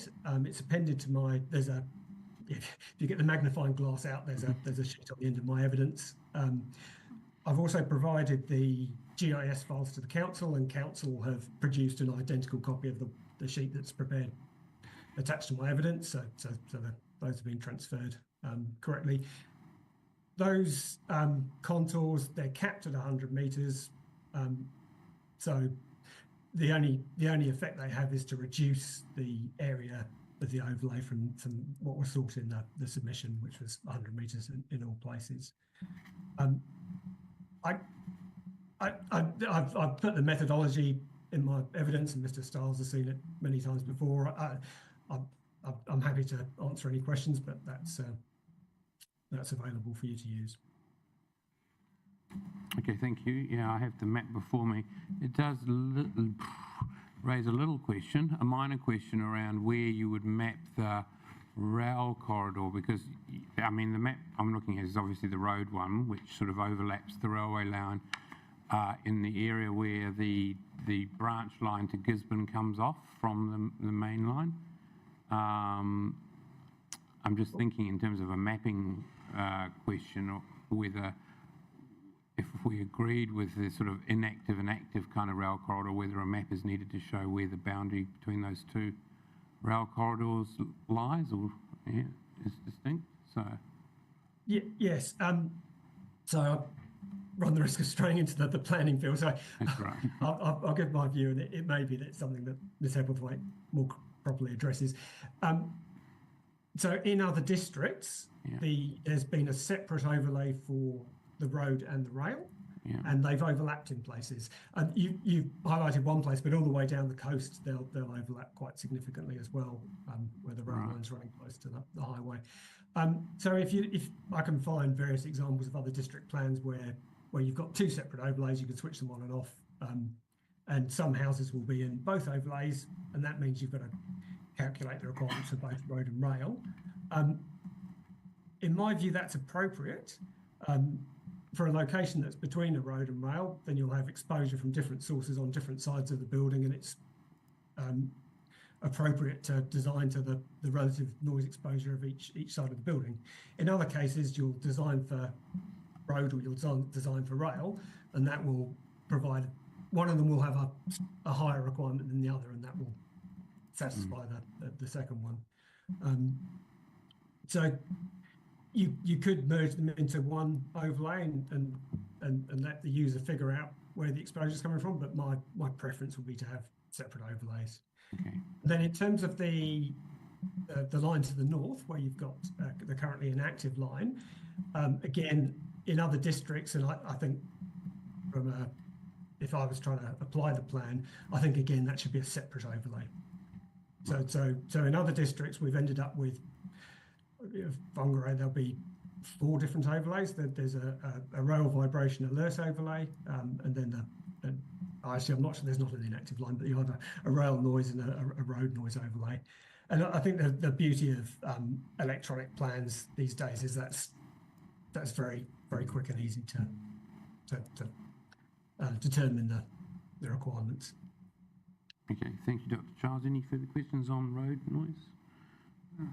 No, thank you very much, Dr. Charles, for that. Thank you. Very helpful.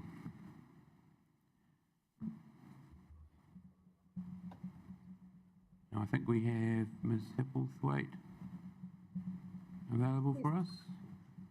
Good afternoon, panel. My name's Kath Hebblethwaite. I'm a planning consultant, and I'm here today for both New Zealand Transport Agency and also for Kiwi Rail.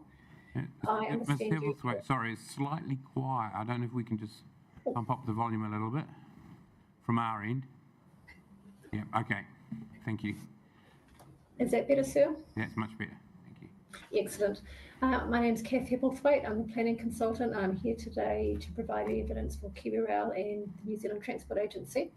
I would like to say thank you for providing even your questions in advance, particularly regarding QRL. I was not expected to be able to be here today, so I will not go over my statement because I understand you have read it, but what I thought might be helpful is to focus on the questions which you've provided and just go through those one by one and provide a response. There's also another couple of matters which I'd just like to address from the Section 42A addenda, which may be of interest, and then any questions I'll be happy to take if that's a suitable approach.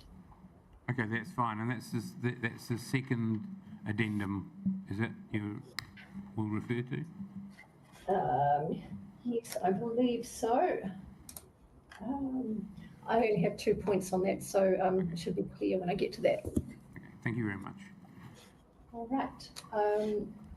So I'll start with the first question, which relates to paragraph 7.0, and I have reviewed the updated amendment to the definition of noise-sensitive activities, and I'm quite comfortable with the proposed items A to G.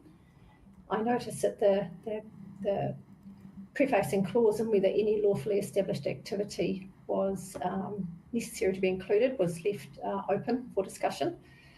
And in my view, I don't think those words are necessary. I think the definition is quite capable of standing on its own without any lawfully established activity being included in the prefacing clause.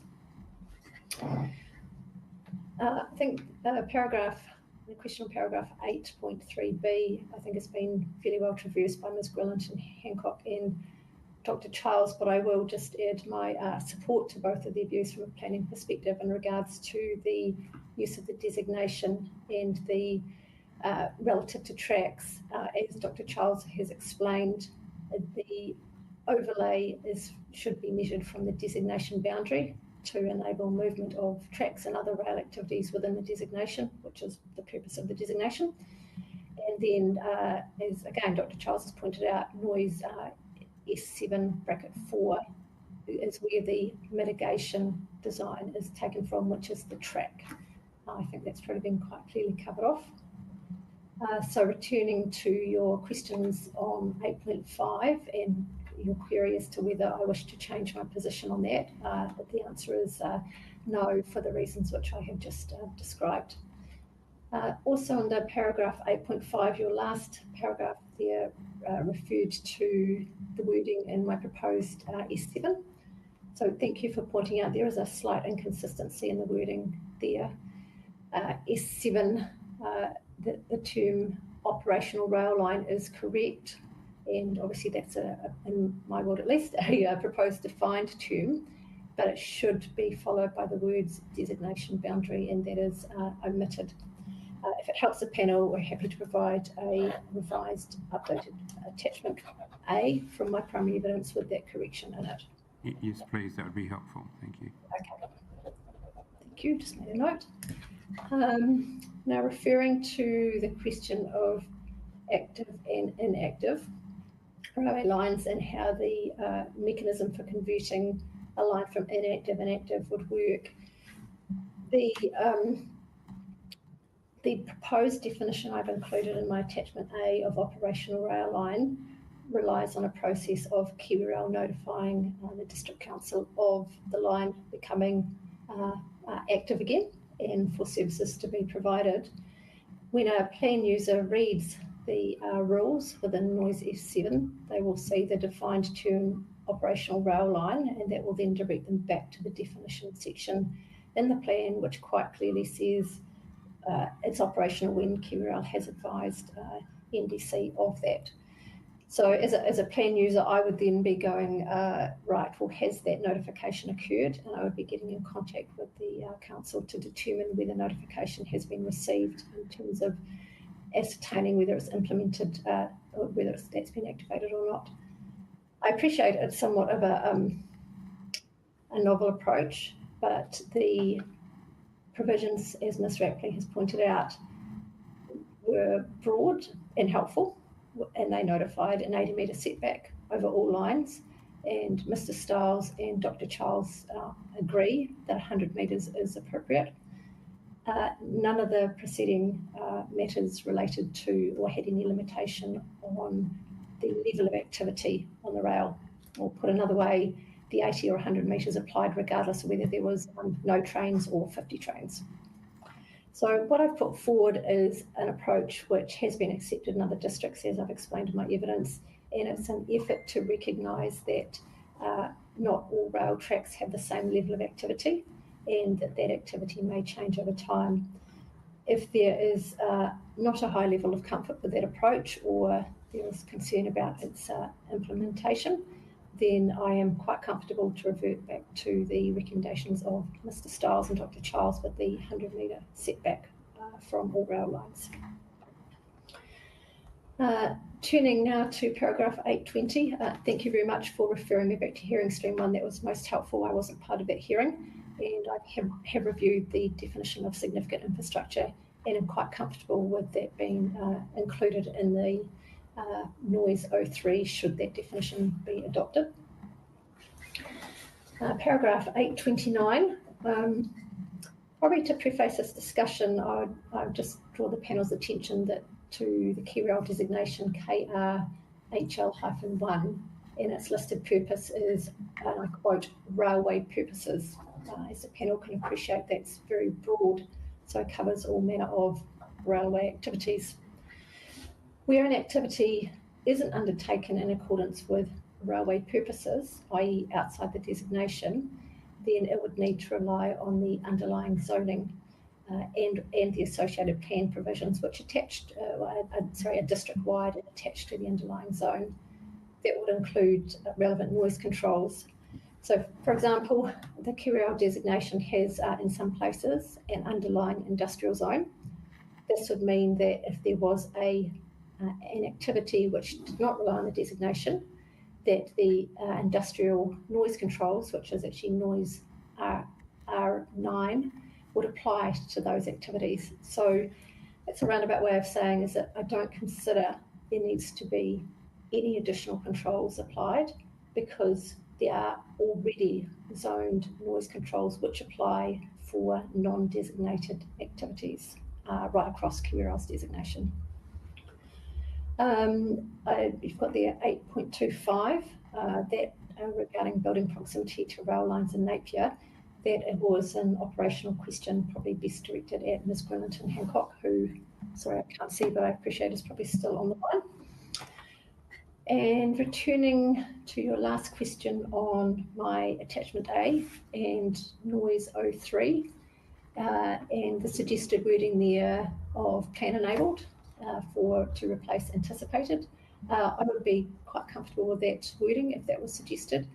My concern with authorise is that it was a fairly narrow interpretation, and as such it may limit scope for some of those activities which are coming. There were just two other points, and they relate to the definition of noise-sensitive space. I would just like to say that I agree with Dr. Charles's concerns regarding the reporting planner's proposed additional words referring to regularly used for high-quality listening or communication, and then the following list of examples.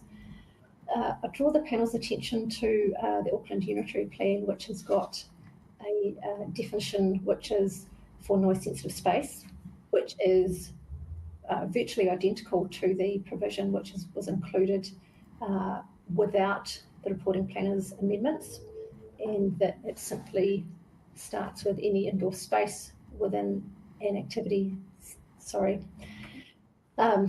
any indoor space within an activity sensitive to noise, excluding, and then has the same list of exclusions as the reporting planner has listed there. So my preference would be to have the reporting planner's words not accepted by the panel, and to revert to the much more simplified version which simply sets out exclusions from the definition. Now that definition is important because it ties into the definition of activity sensitive to noise, and therefore dictates how Rule S7 applies and others across the plan. The last matter which I wish to comment on is the recommendation to include a high land transport overlay control definition.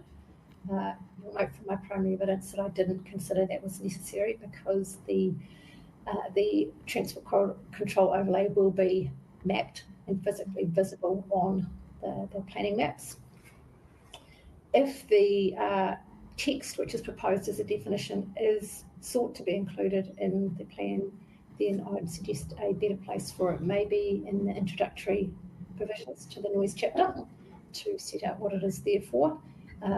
In saying that, if that were to happen, or if the definition was to be adopted, noting my earlier comments, the text in that would need to refer to the rail designation boundary, not the rail corridor boundary.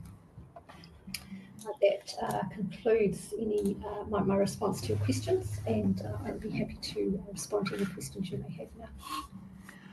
Okay, before I turn to the panel, just what was the, I may have missed it, what was your response to the question that the panel had around the evidence of issues around buildings' proximity to the railway line in Napier City? Ms. Grillenton-Hancock is best placed to respond to that. That's an operational matter for Kiwi Rail. Okay. Because I was just turning to her statement and I just couldn't put my finger on any evidence of particular issues that rail noise has created in Napier City.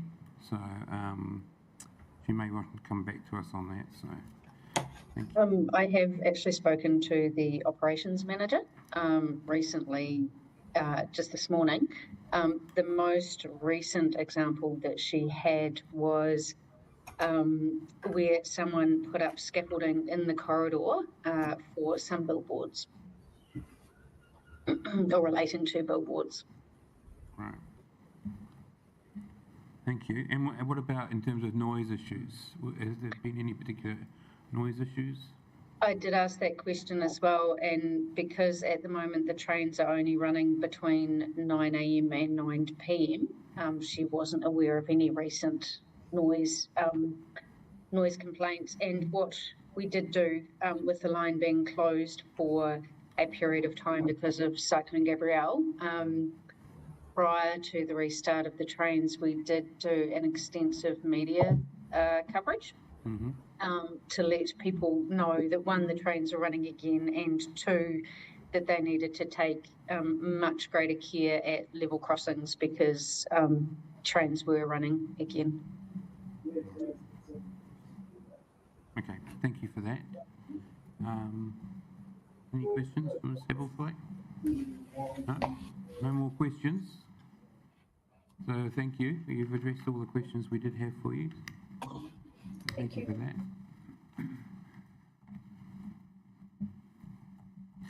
Maybe just sorry, if you could return, sorry. Just the question about the whole active and inactive thing. So the proposal, as I understand it, is for like an alert layer along the Napier to Gisborne line that would say that, would explain how this might work and advise the plan user to check the active status of the line with the council. Is that correct? Yes, that's one way of describing it. The definition of operational rail line, which is in the actual rule, which one would read when deciding if the rule applied, specifically talks about Kiwi Rail having to give notice to Napier District Council, City Council, to say that the line will be operated at a specified date. Yeah. So as a plan user, you would see that and say, oh, has Kiwi Rail done that? I need to make some further inquiries. Okay, right. So you're not proposing that the maps change somehow, that an alert layer suddenly become a corridor layer? No, sir, I would have thought that would need a formal plan change process of some form. Thank you. No further questions? No, thank you for that. Sorry about the last minute nature there. Okay, thank you. I think that's all for Kiwi Rail today. Thank you, panel. Yes, that is all from Kiwi Rail's perspective. Okay. Thank you very much. From NZTA still online if you had any questions for them. Okay. Thank you, Ms. Thank you very much for Ratley. your time. We appreciate it. Okay, thank you very much. 15:20. We will take a break, an adjournment for afternoon tea break, and reconvene at 20 to 4. So thank you very much.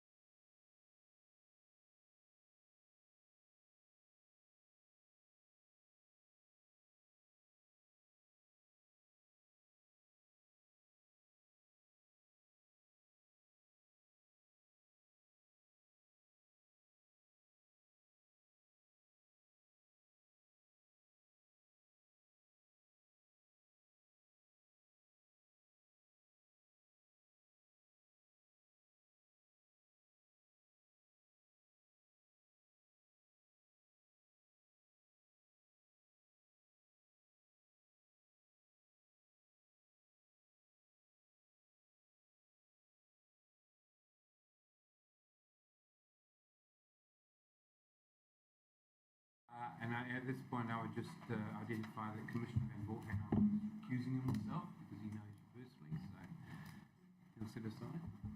That's okay.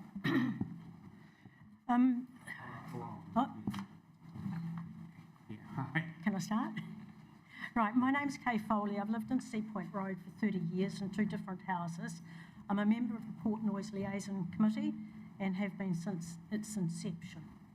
I'm a submitter on the district plan sections regarding port noise and mitigation. My concerns are based on public health amenity values and the functional and operational requirements of the port. My submissions relate to port noise, the Appendix 5, Sections A and B on mitigation and port noise management, points 97.1 to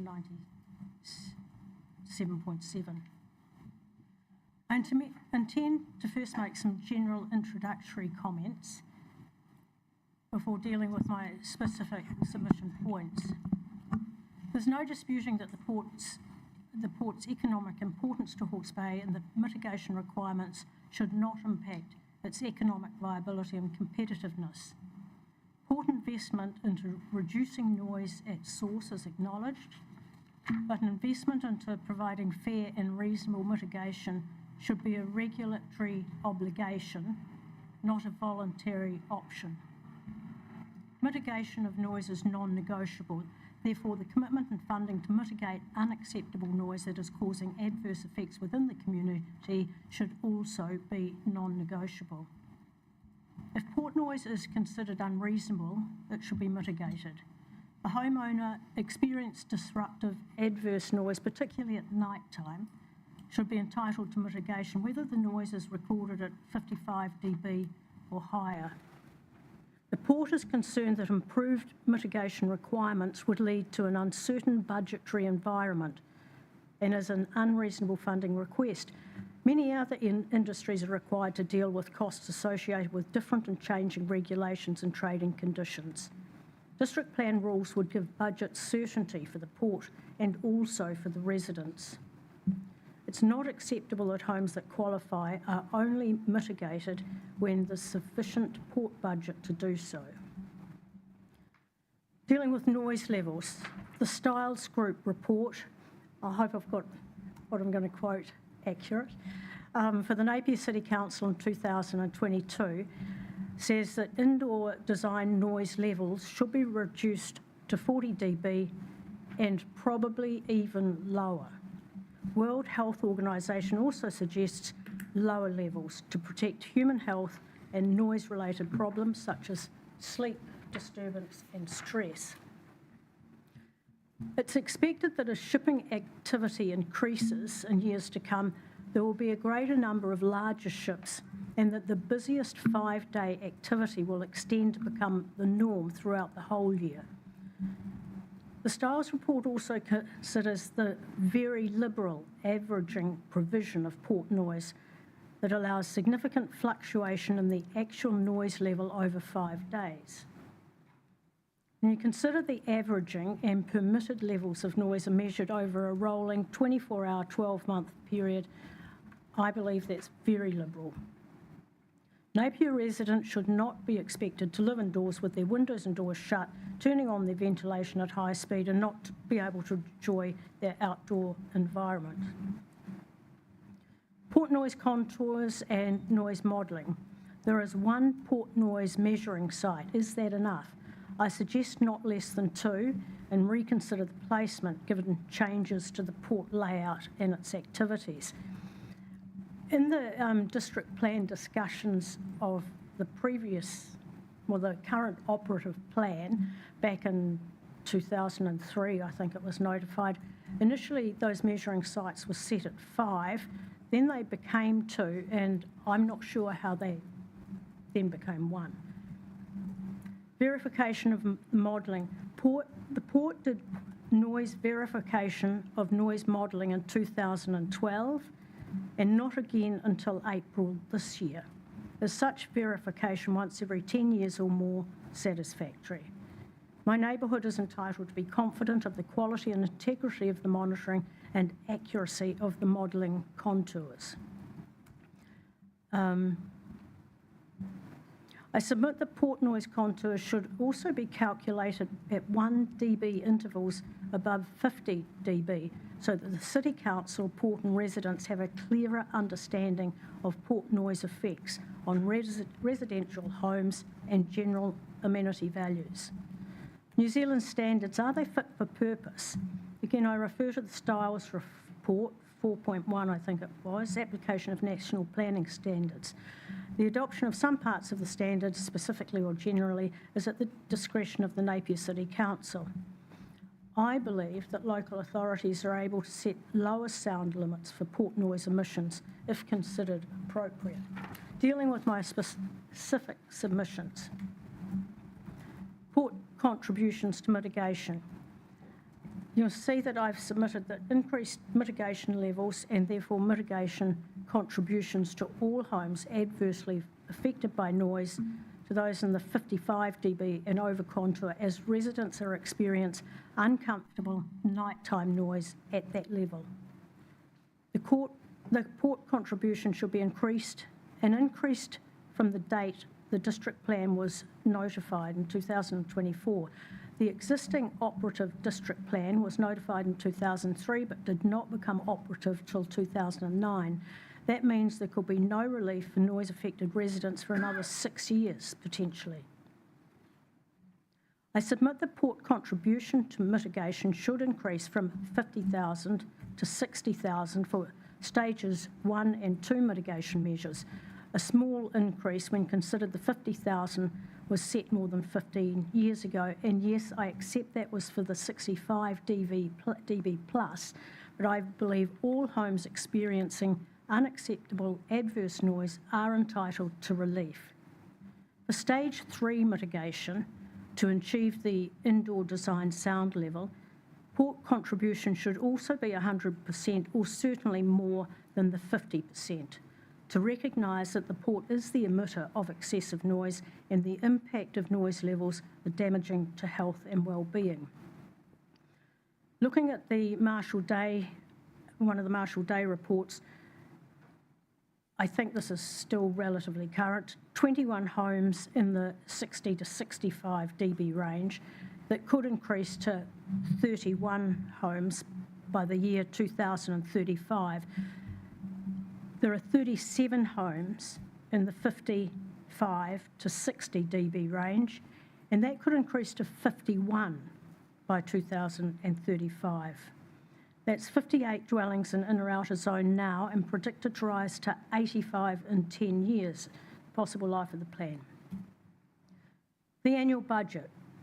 It's likely that more machinery, both on ships and within the port, will become quieter with new technologies. So the costs of mitigation should reduce, I would imagine. The $250,000 budget set by, after appeals in the Environment Court in 2009, adjusted annually for inflation and increased by the percentage increase in annual CPI, would now be something like $360,000. The port allocated without consultation with the Port Noise Liaison Committee just $100,000 in the 21-22 year. It's appreciated the port initiated a voluntary mitigation scheme more generous than was prescribed in the 2009 operative plan. But all parties now need certainty for the future, with higher environmental, health, well-being and amenity values being accepted globally. The port has never reached collaboration with members of the Port Noise Liaison Committee on contributions or value caps. It's told the committee that any mitigation funding, once written into its budget, would not be able to be changed. Therefore, providing a mitigation budget to the Port Noise Liaison Committee for endorsement will be challenging and possibly annually result in forced mediation. That's why I submit an annual mitigation budget should be included in the plan. It's not for the port to decide what it's prepared to contribute on a year-to-year basis, nor is it for the port to decide and dictate what adverse impacts from its noise residents should tolerate. Thank you. Thank you for that. I gather you've got separate notes there that you've just spoken to. over and beyond, or in addition to your submission, written submission, which... Well, it's really, as you can hear, to back up the submission I've provided. Okay, if you wouldn't mind providing a copy to Grace Yes, afterwards, that would I be brought great. some extra copies. Okay, thanks for that. And just in terms of your own personal position here, you're on Sea Point Road, is that correct? Correct. Can you just explain to me your experience with the port noise issue? 30 years ago, when I lived higher up Sea Point Road, I was in a wooden house and it was incredibly noisy. But I'm very fortunate now because I live further down in a new house that is solid concrete and double glazed. So the noise doesn't affect me. And that's why I'm in a much better position to come to a panel like this and put forward the feedback I get back from other residents that are affected, because I'm not seeking compensation. I don't have an axe to grind. I can be impartial. Okay, thank you for that.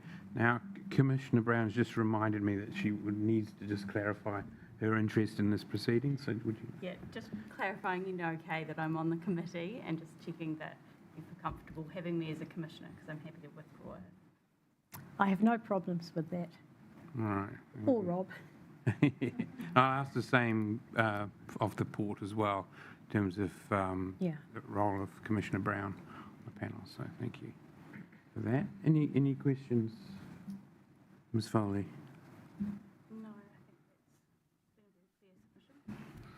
Yes, thank you very much for that. I appreciate that.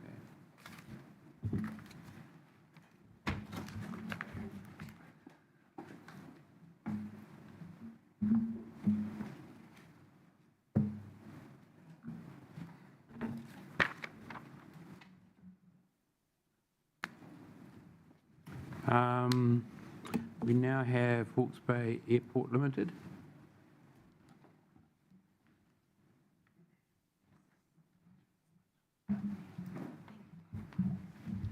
So online we should have legal counsel Liam Bullen. We have Steve Pickle, Sullivan, hopefully.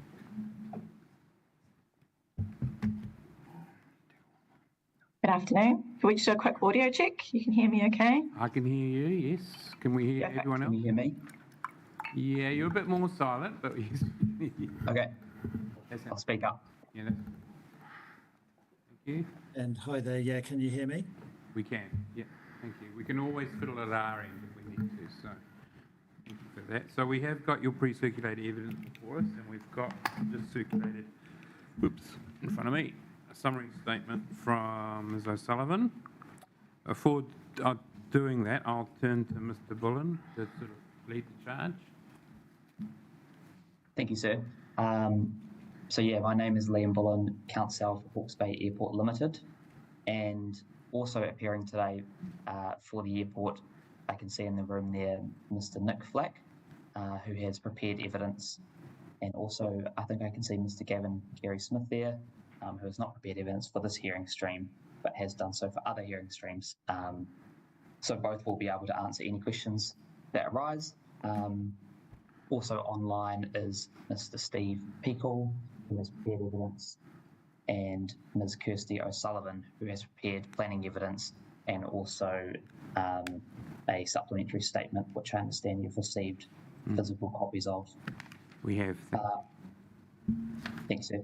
I propose to briefly cover the key issues in my legal submissions, and then Ms. O'Sullivan may wish to briefly cover the summary statement, and Mr. Black and Mr. Pickle can also answer questions as well as they arise.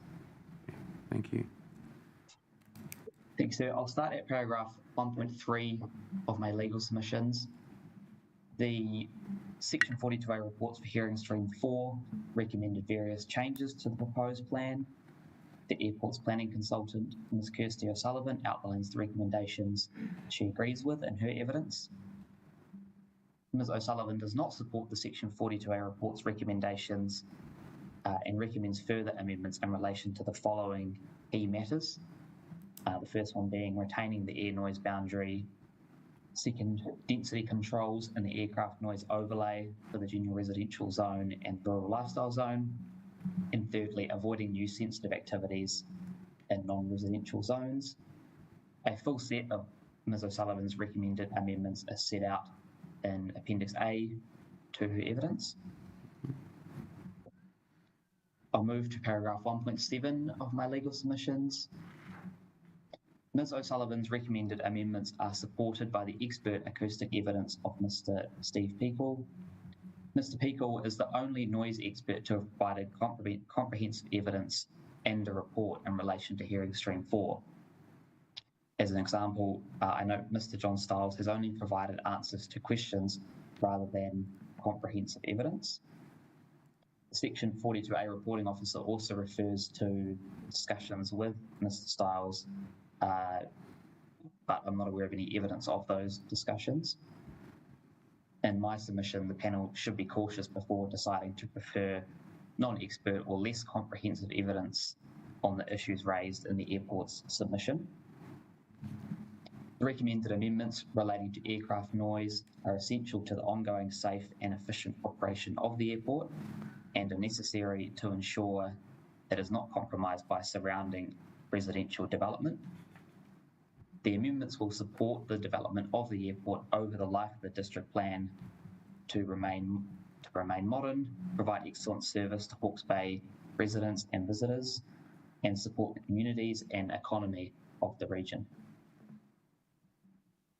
I will move to section 5 of my legal submission. Section 5 covers some case law on effects from aircraft noise and some factual findings from those cases. I'll just read paragraph 5.5 of that section. The findings in the cases above were made based on competing evidence which was robustly tested in court. The case law demonstrates that the effects of aircraft noise is not a new issue. It is well established that it can cause significant adverse effects. No mitigation is available for effects on people enjoying outdoor areas.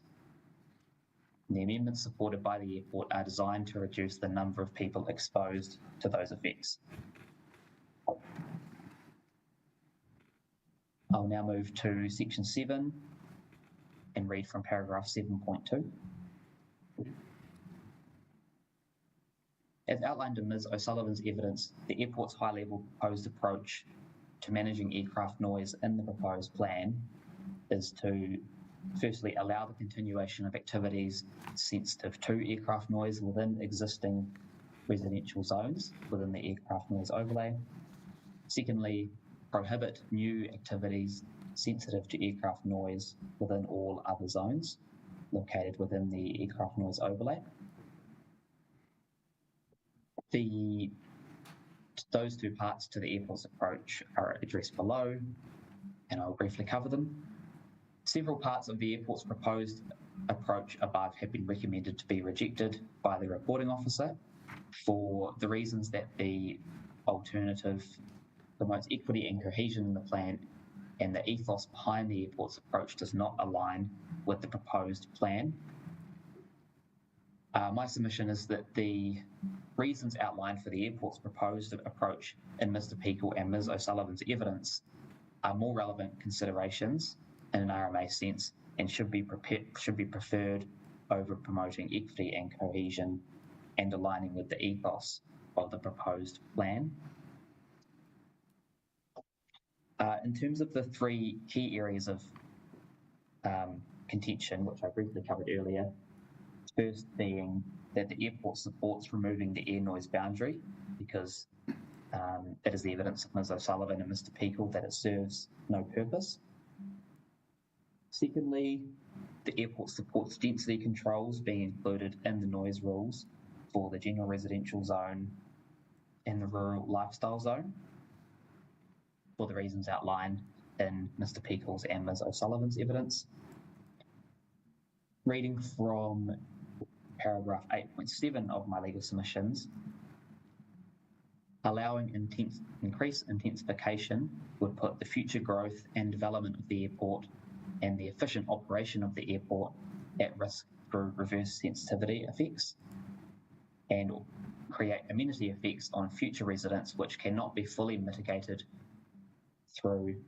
by acoustic insulation. The airport submits that the above costs do not outweigh the benefit of a limited future development in these residential zones within the aircraft noise overlay. The third key area, the airport agrees with Ms. O'Sullivan that activities sensitive to aircraft noise should be avoided in residential zones rather than managing exposure to aircraft noise through acoustic treatment. And in relation to that policy, reading from paragraph 9.5, or more in summary, avoid also reflects the language of the Hawke's Bay RPS, while those policies that I've got there at 9.5 A and B refer to avoidance or mitigation. My submission is that it's the evidence of Mr. Peakle that aircraft noise cannot be fully mitigated through acoustic treatment, so it is necessary in my submission to avoid those activities. Thank you, Commissioners. That's all I'll read out on my legal submissions. Happy to take questions now, or else I will pass to Ms. O'Sullivan for her summary statement. Okay. Thank you, Mr. Bullen. I'll just turn to the panel, see if there's any questions for you. No. No questions for you. Thank you, Mr. Bullen. Thank you. I'll pass to Ms. O'Sullivan to read her summary statement. Okay, is that the order of the witnesses in terms of this? Is Ms. O'Sullivan will be first? Sir, I understand that Mr. Flack and Mr. Peakle will not read anything out at this hearing, and the evidence will be taken as pre-read. Yeah. But I could hand to them individually now if you wish to ask questions of them individually, or else Ms. O'Sullivan could go first, and you could ask questions of the airport as a whole after, in your hands as to your preferred approach. Okay, thank you. Were there any questions of Mr. Flack or Peakle from the panel from pre-circulated evidence? I'll just turn to my notes.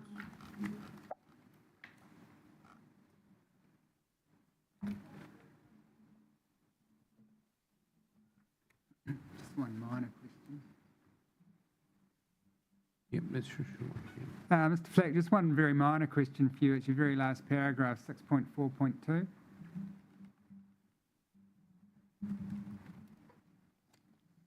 Yep. Yep, so you got that in front of you? Yeah, I do, yeah. Yep. Just the words you say, avoiding new and intensified residential development in the vicinity of the airport. Just interested what you had in your mind when you wrote the words vicinity of the airport. Oh, within the noise counters, the 55 LDN, dB LDN. So that's the outer noise control boundary? Yep. Okay, thanks. That was all. Just a minor one for me too. So currently we've got two noise control boundaries, and you're looking to move to just one. What's the driver behind just having one? I'll let Kirsty answer that from a planning perspective.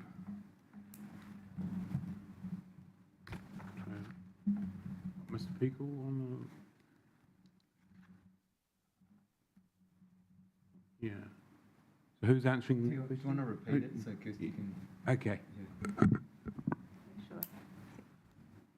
In our operative district plan, we've got two boundaries for noise for the airport, and the submission looks to move to just having one.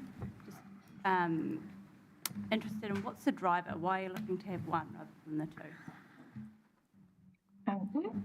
Yes, ma'am. Sorry. I'm happy to answer that now. It does come up in my summary. But essentially, the planning framework that I have recommended within the outer control boundary, it does not distinguish between activities between the outer control boundary and the air noise boundary. So there's no difference from a plan mechanics perspective. So as a result, it's somewhat redundant. Mr. Pekel, he sets out in his evidence that the other point that you would use it for is a point of compliance, so how much noise is the airport generating. That point of compliance can still be measured from the outer control boundary line. So by removing it, it doesn't have any material effect if the panel were to prefer the evidence and the planning framework that I have put forward.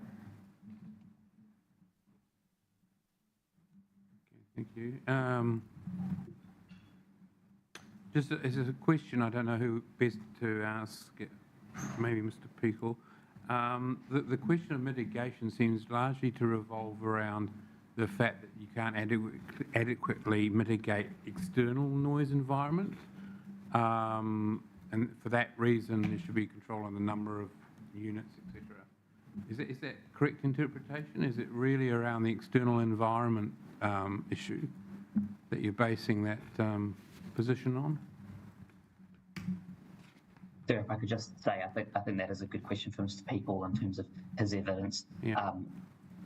My sense of the airport's position is that it's based on outdoor areas, but also houses being able to open windows and that sort of thing as well. So not just outdoor noise, but I'll let Mr. Pekel speak to that as well. Thank you, Mr. Baldwin. Thank you. Yeah, so it's both, to answer the Commissioner's question. The concern is both the indoor environment and the outdoor environment. And whilst sound insulation can assist with the mitigation of indoor noise effects, the outdoor noise effects will remain. But it's still going to be a compromised environment to a certain extent indoors too. Hence why the preference would be for avoidance of those new activities in the noise boundaries.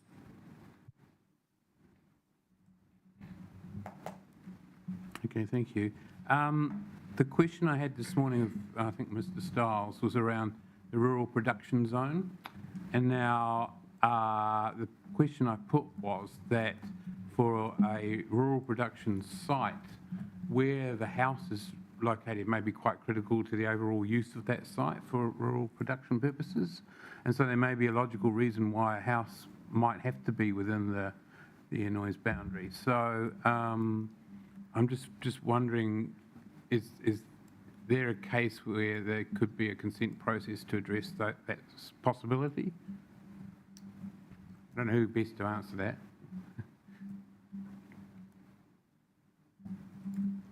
Ms. O'Sullivan, maybe you could kick off. Yep, sure. I was just unmuting my computer to answer the question. There may be that scenario that you have described. However, when you look at the tidal boundaries, they are quite large. So there is quite a large area for which these potential residential units, farmer units could be located. And when you look at the evidence of Mr. Pekel, I'll just find the appendix. It's at the very end of Mr. Pekel's statement of evidence. You'll see he's actually highlighted on there the area inside the rural production zone where the airport is effectively asking for such activities to be prohibited. And it is quite a small, narrow area. I'm not sure if you're familiar with the site, but some of those areas may not be all that viable from a wetland perspective, for example, as well. So there are potentially other constraints on the site that would also render that I would anticipate a particularly difficult consenting process. Okay, thank you. Thank you for that. Any further questions from the panel at this point for Mr. Pekel rather than O'Sullivan? Not Mr. Pekel, no. No, thank you. So, yeah, we'll turn to the summary statement of Ms. O'Sullivan right now, if you'd like to talk to that.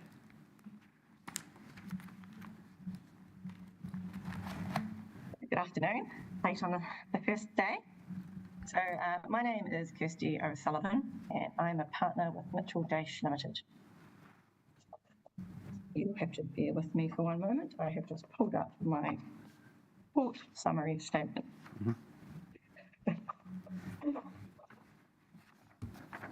I have over 15 years experience in resource management. Over the past 12 years, I have assisted a number of airports around New Zealand with respect to aircraft noise management and land use planning, including Hawke's Bay Airport, Wellington International Airport, Christchurch International Airport, Queenstown International Airport, Wanaka Airport, and Invercargill Airport.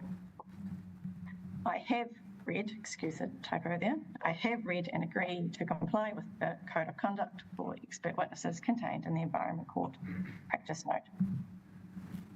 Hawke's Bay Airport Limited filed a range of submissions relating to the noise chapter of the proposed plan.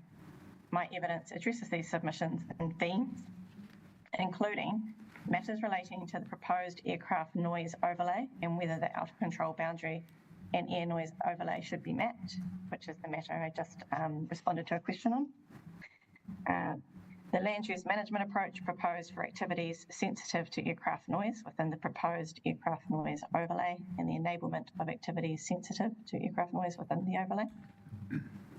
The enablement of visitor accommodation within the aircraft noise overlay, the management of aircraft noise within the proposed noise chapter, and the appropriate land-based noise limits for activities within the airport zone. Since filing my evidence, I have reviewed the opening statement of the Section 42A reporting officer with respect to noise and acknowledged her revised position with respect to a number of provisions.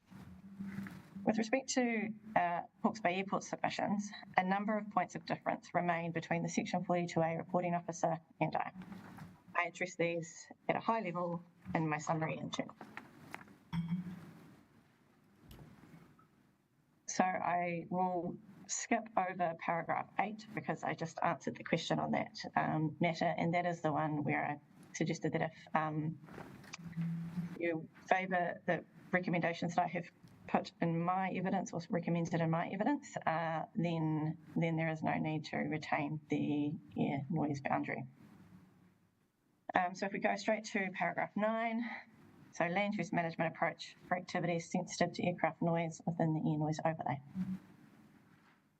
I acknowledge and thank the Section 42A reporting officer for reconsidering her position with respect to Noise Policy 7, Noise Rule 14, and Noise Standard 5. However, my recommendations with respect to the appropriate land use management response within the aircraft noise overlay remains as per my evidence in chief. In summary, Noise Policy 7 should discourage the intensification of existing activities sensitive to aircraft noise within existing residential zones and avoid new activities sensitive to aircraft noise within non-residential zones where such activities are not generally enabled. That's for the reasons set out in my evidence.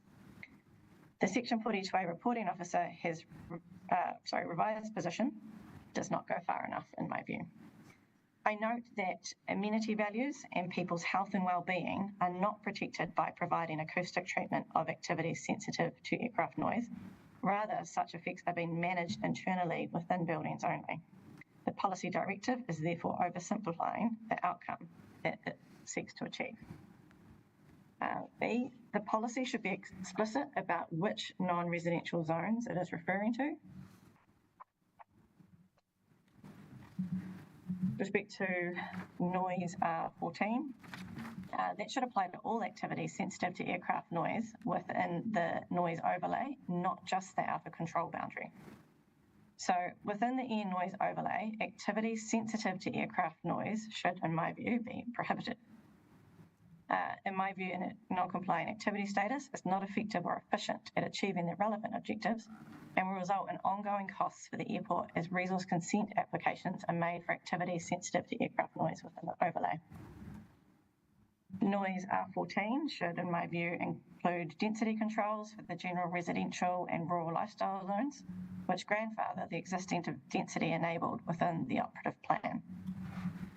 While I support the trajectory of the Section 42A reporting officer's revised position with respect to Standard 5, I note that if the air noise boundary is to be retained, as recommended by the Section 42A reporting officer, there are currently no acoustic treatment provisions proposed for activities sensitive to aircraft noise within this boundary, and that, in my view, is inappropriate.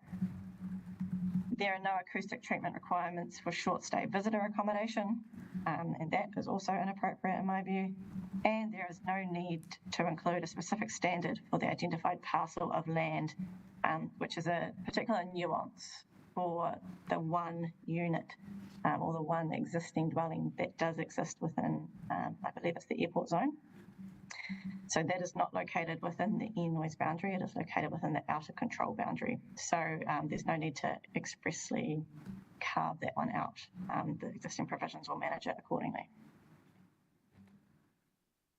With respect to enablement of visitor accommodation, while I support the Section 42A reporting officer's enablement of short-term visitor accommodation, as noted earlier, there are currently no acoustic treatment standards applying to such activities, which is inappropriate for the reasons that I set out in evidence in chief.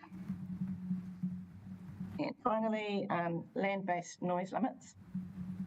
For the reasons set out in my evidence in chief, the land-based noise limits at the airport should be transposed into the noise chapter rather than referring to the designation.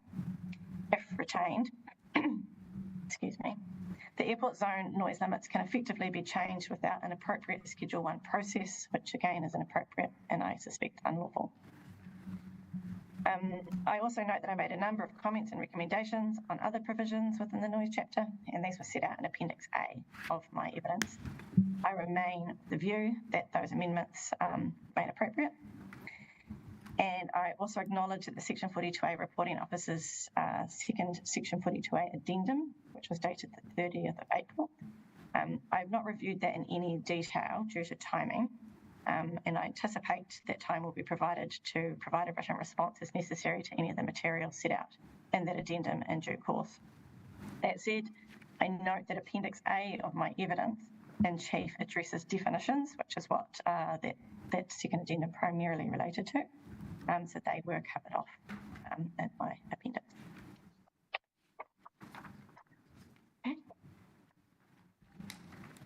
Okay, thank you. Just from a planning perspective, this is out of curiosity, the airport noise boundary is for Napier recommended to be the inner area around the main core terminal and the like. Is that correct? Correct. Yeah. Just out of interest, why not the approach that the air noise boundary is the inner and the outer together, and have the inner described as the inner? So in the recommended approach I've taken for drafting of provisions, there's no distinction between the two. So it just seems like an additional contour that is not necessary. It doesn't create any triggers or the likes for rules or compliance. So the designation is also framed on compliance being at the outer control boundary. But did you not say that one purpose is for compliance and monitoring reasons, so that there is a specific noise limit within that, what I would call inner noise boundary, quite a different noise level? So it could be used for a point of compliance. The difficulty is that it has not been cadastralized either. So typically, in my experience at other airports, when you do have a air noise boundary, it is cadastralized to the boundaries, and that's to avoid kind of technical non-compliances and the likes, where there could be a non-compliance, but it's still within the airport zone and airport land holding to anyone affected. It's only really for the airport to be concerned. So there's the two difficulties there, that it hasn't been cadastralized. I'm not sure if there is scope to cadastralize that boundary or not. That's not a matter that I've actually looked into. If an air noise boundary was to be retained. Right. I think I heard from Mr. Stiles this morning from questioning that it's not always possible to cadastralize noise boundaries and noise contours, I should say, and then you basically have to, go with that contour because, well, for instance, for very large landholdings and things, does it matter that it's not cadastralized, given that it's within the airport's landholdings?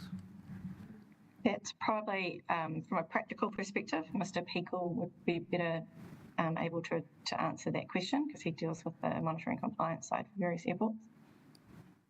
Okay, thank you. It's just to clarify, I'm trying to understand the purpose of having that inner boundary as opposed to the outer boundary, and calling the inner one the air noise boundary, whereas the outer one is also an air noise boundary of sorts. So that's what I'm just struggling with at the moment. I think if I jump in to try and help clarify the situation, the air noise boundary is a specific term contained within the New Zealand Standard 6805, as is the outer control boundary. In essence, I've explained this in my evidence in the technical report, that it's become obsolete just by virtue of the extent of that boundary in this particular case. I'd also note in the operative district plan there is currently an airport noise boundary that applies. So I'm not talking about the proposed district plan and the two that were notified in part of this process, but the operative district plan boundary was a single airport noise boundary, and there was no air noise boundary as well. I agree with Mr. Stiles in terms of sometimes these boundaries aren't cadastralised in certain areas, and it tends to only really happen in the residential sites, not over the larger swathes. But in this particular case, should it be retained, there could be some compliance, not anomalies, but technical difficulties on the airport land where there's really no relevant noise exposure in those locations. So this is one of the reasons that I recommended in my original report just to apply an outer control boundary. It's got the same land use planning mechanisms that are contained within it. And in terms of the compliance, although often nominated as a place to undertake measurements, the airport will still be obligated to comply in the same locations around the outer control boundary at the 55 contour. So it's not going to allow additional noise by its removal. And in that sense, it's effectively a doubling up of all of the different provisions. Okay, thank you. Questions from the panel for Ms O'Sullivan? I just want to ask you about terminology, and I'm looking at your Appendix A and comparing it also to your written evidence, just in terms of the relief being sought, which is to have basically one boundary, the outer control boundary. But in your blue track changes in your noise R14, you call it the aircraft noise overlay. Yes. In your R15, you call it the air noise overlay. In your evidence, you call it different things at different times. So what's the preferred name for if there's only to be one boundary, what does the airport want it to be called? Yeah, and apologies for that confusion. Now, that confusion comes about from New Zealand planning standards that uses the term overlay. So this is technically an overlay. So traditionally, it was the air noise boundary and the outer control boundary that's consistent with NZS 6805. That's terminology that's broadly understood within the sector. So when I'm trying to distinguish in my evidence between the two, I have used the term outer control boundary and air noise boundary. But effectively, what it would be in the plan is the aircraft noise overlay. All right, so in your blue track changes for noise R15, you've got air noise overlay, so should that be aircraft noise overlay? On page 68, your evidence runs to 98 pages. I'm looking at page 68 of it, the 68th page.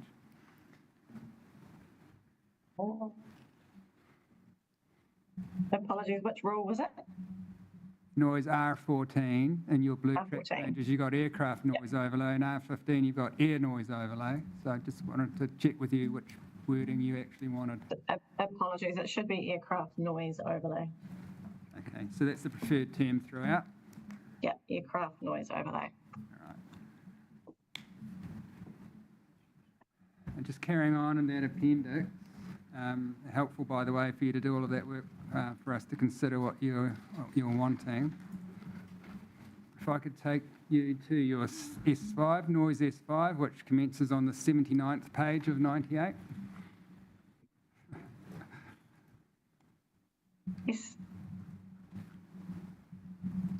So again, in clause 1, air noise overlay, so I assume that should be aircraft noise overlay. Yes, apologies, Commissioner.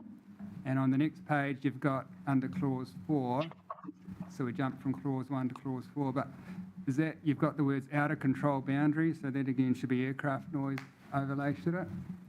Yes, apologies. Yeah, and then if you keep going down right to the bottom of S5, you've got a clause 3 which talks about the air noise boundary. So you're not wanting an air noise boundary, so what's clause 3 about?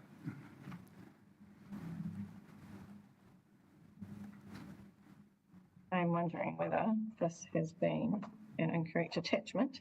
But yeah, so it doesn't need to apply within the air noise boundary.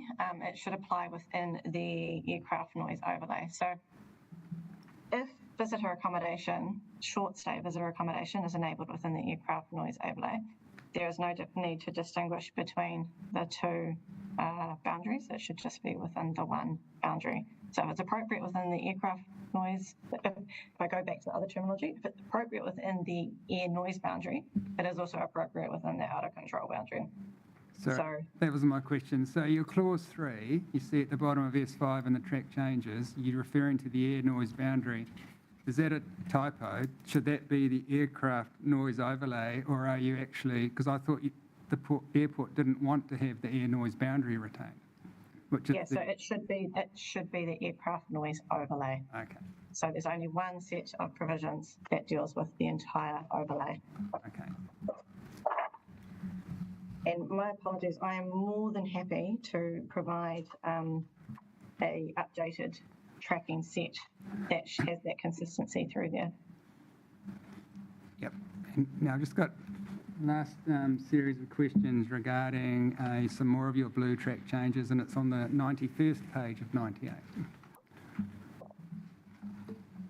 And it's your recommendations to noise AC9. I just got some questions. Have you got that in front of you? I do. Yeah. If these are assessment criteria that a decision maker would take into account when considering matters before it, I just want to ask you about the practicality of that. The ability to achieve acceptable outdoor acoustic amenity. I thought the whole basis of the airport's case was it's not possible to achieve that within the aircraft noise overlay. Correct. So it would be a difficult hurdle to be able to demonstrate that. Well, rather than difficult, it would be impossible under the airport's case, wouldn't it? Yes, yes. So how useful is it as an assessment criteria then? I think it is. It allows an argument to be made, I guess, both ways. So there could be an argument put forward that the outdoor acoustic amenity effects are okay by one acoustician, for example. It could be a different position by, say, Mr. Peekle if he was presenting evidence at a hearing that related to that matter. So it could be toned to allow a broader consideration of those outdoor amenity effects. The reality is there is limited options to address those amenity effects, particularly for those existing residential zones where they're right under the flight path. So if you're at the edge of a flight path, my understanding is that you can try to locate your outdoor amenity areas on certain sides of buildings, for example. There isn't quite that same flexibility, as I understand it, at the edge of these contours.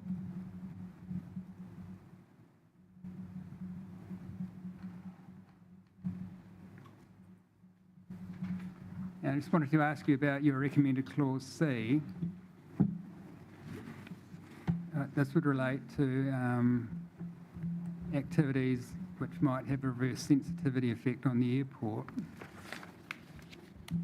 How would someone know whether or not they could avoid any effects that could limit the operation, maintenance or upgrade of the Hawke's Bay Airport? If that were me preparing an application, I would be speaking with Hawke's Bay Airport and have that discussion with them. Whilst not a big fan of covenants, there could be, for example, mechanisms such as a no complaints covenant, which avoids complainants in the future, for example. So you could register a covenant, and that would address that kind of avoidance effect, for example. But that is just encouraging that liaison with the airport. Yeah, I was more concerned with the words avoidance of any effect that may limit the operation and maintenance or upgrade. That's a pretty high hurdle for an applicant to try and prove. I'm just wondering, I guess my whole concern is that what the blue words you've recommended for this particular provision aren't very workable from a decision maker's perspective. And that's the kind of hat I'm wearing when I'm asking these questions. Given the directions of the guidance of NZS 6805, they are intended to be more difficult than easy, I guess, assessment matters to work through.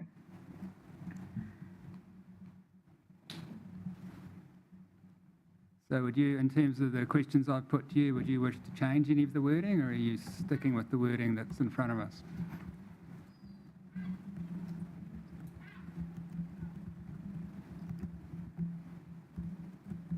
I'm sticking with the wording. Right. No further questions. Thanks, Robert. Thank you. Questions?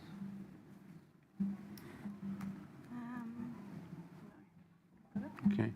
I do have a broader planning question for you, Ms O'Sullivan. As you know, NZ 6805 talks about prohibiting noise-sensitive activities, but it sort of recognises that you can't always prohibit. You know, every airport has different circumstances, particularly in terms of being near a residential area. From a broader perspective, Napier City doesn't have a lot of greenfield sites to develop and things. It has to sort of weigh the costs of controls on residential development with the need to provide for intensification and more housing. And obviously the reporting officer has sort of had a stronger weighting given to that in terms of this issue around prohibiting or limiting the number of units or density in the outer control area. So from a planning perspective, do you think weighing that up with the interests of the airport, that reducing the density in those residential areas is the appropriate mechanism? If I can recall the Section 42A officer's position correctly, she signalled herself that there is not actually a great deal of upzoning that can occur in these areas. So what I have proposed is simply seeking to grandfather what is the existing development expectations in the operative plan. So it's not having a significant effect on the availability of intensification within these particular zones, the residential zones, for example. It is reasonably constrained. In my experience around the country, it can come at a considerable expense to airports trying to defend these aircraft noise boundaries. And the increased intensification does gradually have an effect. So the more people you bring into the aircraft noise boundaries, the greater number of people exposed, the greater the risk of those reverse sensitivity effects.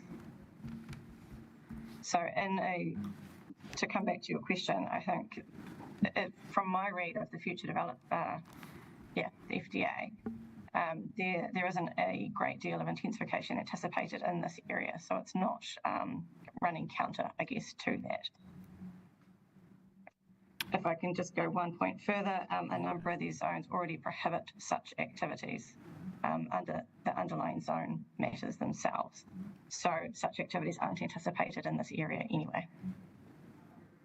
Okay, and a lot of it has been recently developed anyway, so the opportunities to redevelopment that would be pretty limited as well. But I mean, the amount of residentially zoned land that comes within the boundary is not large itself. So does that not consider or relate to the amount of complaints and reverse sensitivity issues that there might be, that it's actually a fairly confined area of the city? It is a reasonably confined area, but we also know that aircraft noise doesn't stop at the boundaries. And we know that the more people you bring to the effects of that aircraft noise, the greater the risk, the more people exposed to that higher level of noise. So that is the rationale for wanting to reduce that density, or not reduce the density, but maintain density. And there's also that whole health effects well-being part, which is of course really important. You know, you kind of have those, you have the well-being and the amenity effects that essentially are triggered first, which then have the reverse sensitivity effect if you look at it on that broad kind of continuum. So it's as much about protecting the residents from the aircraft noise effects by not allowing them to establish there in the first place or intensify. Any further questions from the panel? No, I think that's all the questions we have for you, Ms. O'Sullivan. Thank you very much for your very comprehensive evidence. So just to clarify, you are proposing to submit a sort of an amended version of your recommended track changes? Yeah, if that would be of assistance, my apologies. I do wonder if the incorrect version was appended, so I'm more than happy to do that. I can do that today. Okay, thank you very much. So, Mr. Bullen? Thank you, sir. That concludes the airport's case, unless there are any further questions from the panel. No, I don't believe there are. So thank you very much, Mr. Bullen, and the rest of your team. Thank you. Thank you. Thank you. Thank you.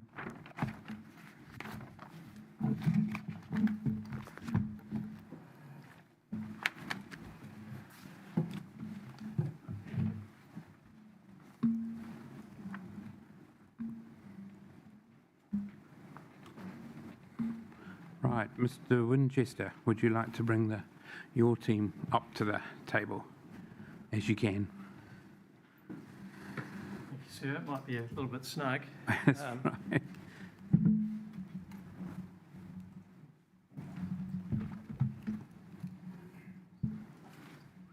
Actually, we'll be fine because Ms. O'Sullivan is joining remotely. Yeah.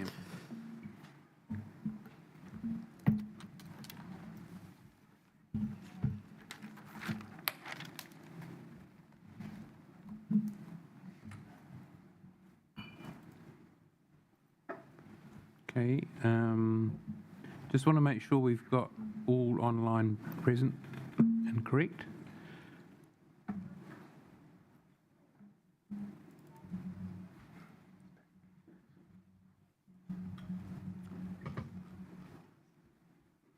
So do we have Mr. Fitzgerald? Mr. Fitzgerald is there? here. Good, okay. And beside me, Ms. Strauss. Okay, good. And then... And on the screen, Ms. O'Sullivan. Okay, so we're all present and correct. So thank you. Yes, thank you, sir.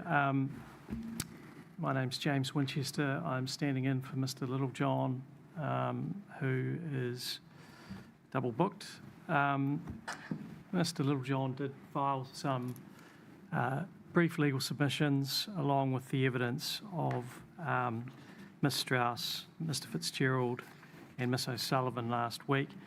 I have just this afternoon, for the panel's convenience, sent in a PDF version of Ms. O'Sullivan's summary statement, which she will read to you today. So it's with the hearing administrator. I'm sorry I don't have hard copies with me this afternoon. Okay, it's being forwarded to us shortly, so all right, we can carry on until we get that. So the order this afternoon, you'll hear very briefly from me, then Mr. Fitzgerald, and there is a PowerPoint presentation that Mr. Fitzgerald has put together, and he will speak to that, both in terms of the substance and orientation of the issues. It's probably logical to go with Mr. Fitzgerald first, then Ms. Strauss, and then we'll finish with Ms. O'Sullivan. In terms of legal submissions, they are brief. Okay. Yes, no, just the point raised by Commissioner Brown in terms of her involvement with the Port Noise Committee. You heard what she had to say. I'd just like to hear back from the Port. Well, I think Ms. Strauss will answer that. She'll be able to give a position. We've got no objections. Okay, right, thank you. Okay, Yeah. Mr. Winchester. Thank you. I'll take the legal submissions as read. They're pretty short. There's not a lot of law in there. I'm happy to answer any questions that might arise.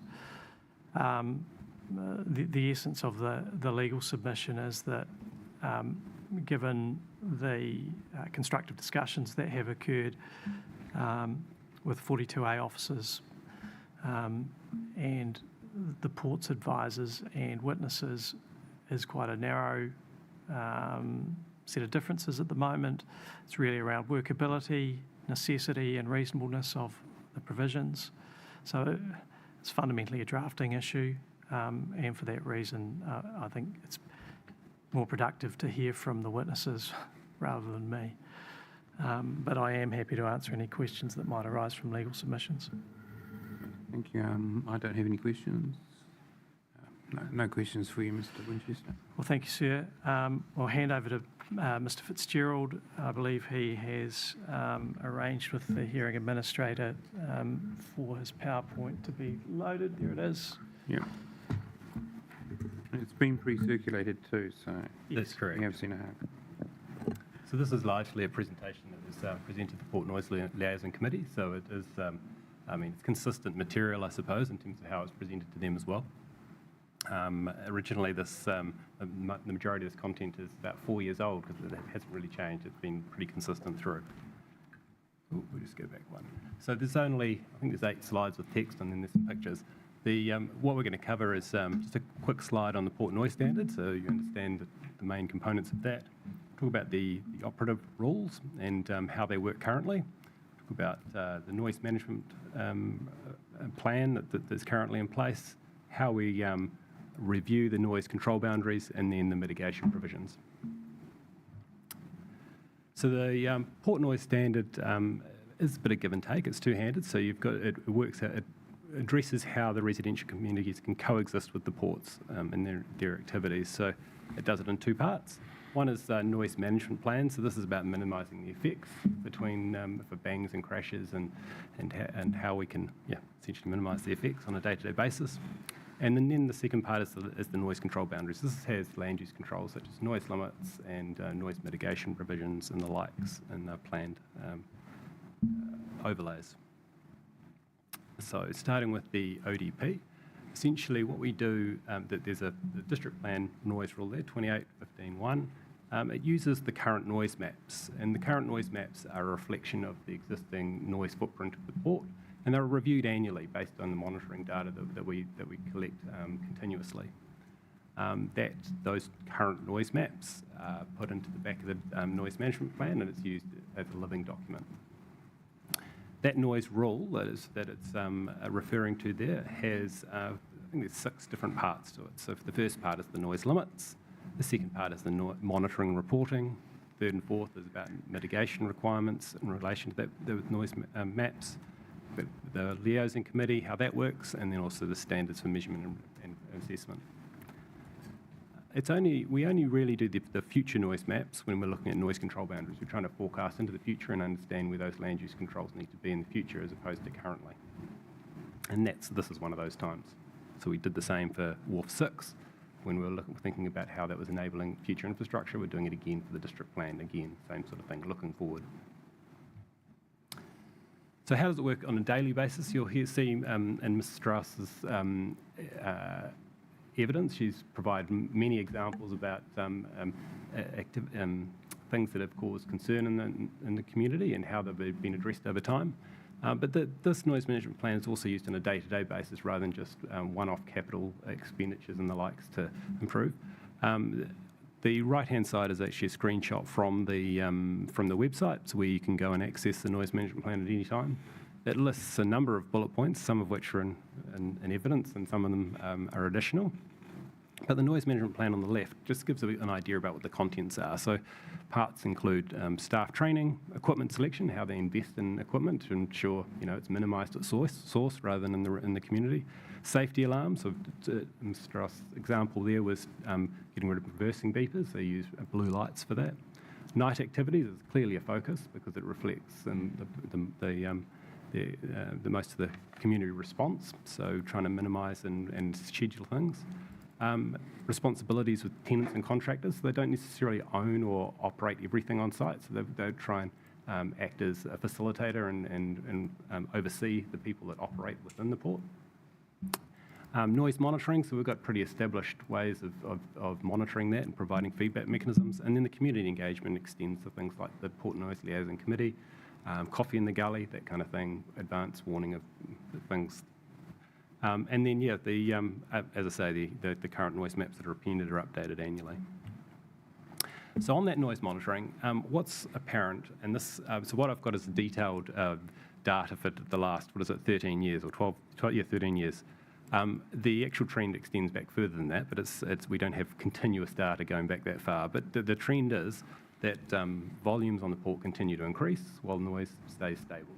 And it's what that does is actually speak to the investment that's being done on the port to have quieter equipment and the likes and still manage that footprint. So rather than taking the approach of just continuing to grow and then just mitigate more houses, there's that the investment first up is on the port to ensure that it's no louder than necessary, and it hasn't increased over that time. But it's relatively predictable. Every February to April it peaks, and that's due to refrigerated containers and the likes on the port with apples and so on. And then there's, you can see on the trend line there, we have some seasonal things like the Art Deco planes and so on that manage to spike our monitor every year, so you can't take the noise levels as red all the time. You've actually got to go back and review some of those peak periods. And we have things like high wind periods that can artificially raise the levels, so you've got to go back and review those. But we do that, and then we find that it pretty much stays stable as the long-term view.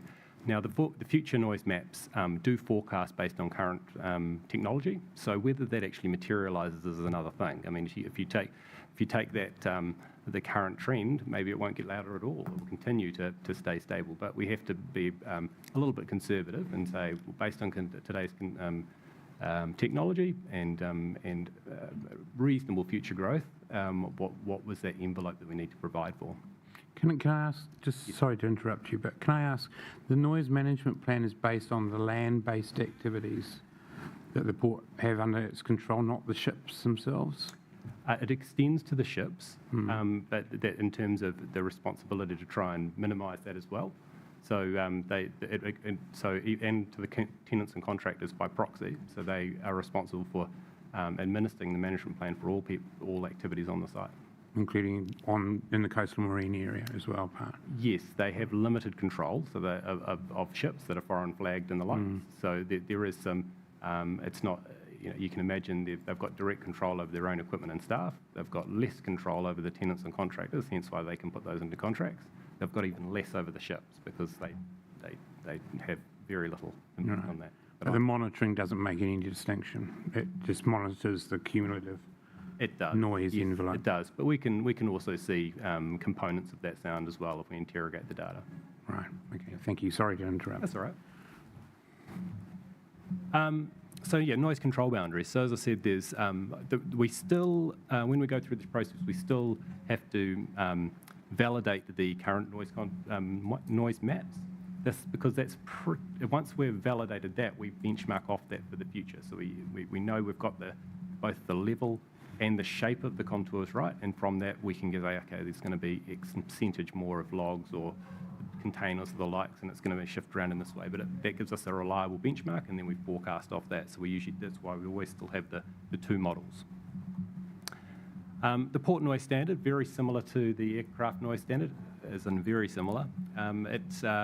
It tends to suggest you should prohibit noise-sensitive activities within 65. In this case, you don't have that opportunity because it's already residentially zoned, and it enables those noise-sensitive activities. So the shift naturally focuses to mitigating those residual effects. Between the 55 and 60, it suggests minimum standards for new and altered dwellings, which we have currently, and then it suggests no controls outside the 55. In that set of noise limits that are on the bottom there, the noise limits, if you take the top half, they apply at the inner controlled noise boundary. Those are what have been brought through into the ODP and again through to the PDP, so it stays consistent.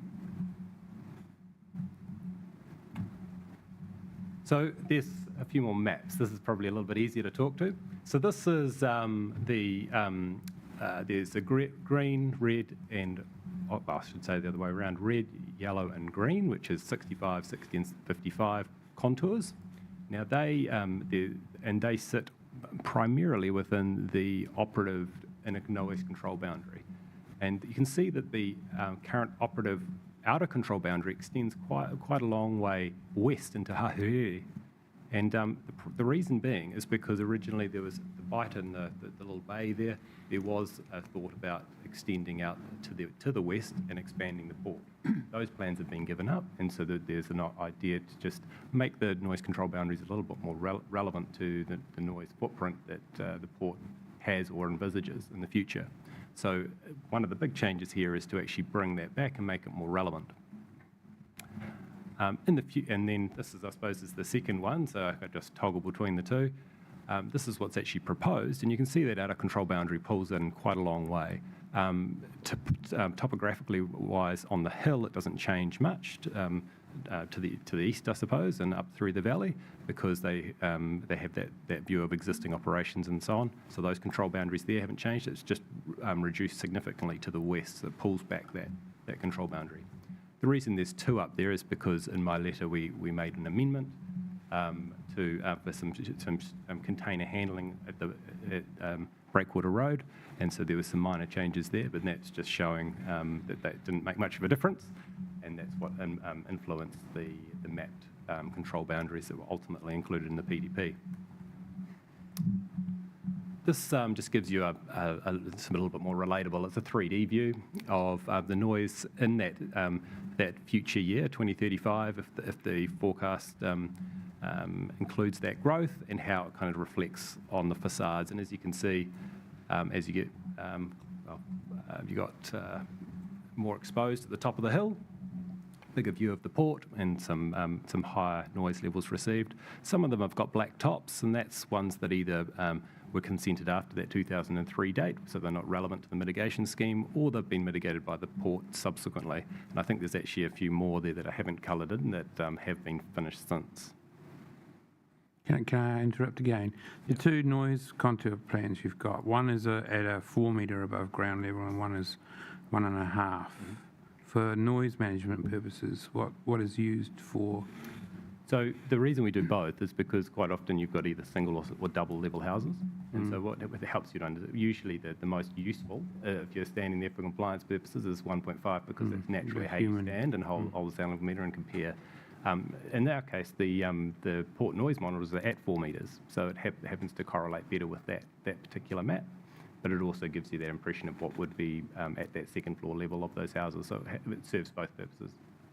Okay, so they both have equal weight in the management of noise from the port? So they both inform the noise control boundaries. So so yes, so if I've used primarily the 4 metre one because it's slightly larger, and if you got these two level houses, you want to understand what those where that envelope is. Okay, thank you. No worries. I think I'm nearing the end anyway. So this is just a different view of the same thing. So once you take the highest level received on the facade and you colour the top, you can see that the red ones sit inside the inner control boundary as proposed, and then the green and yellow sit within the outer control boundary.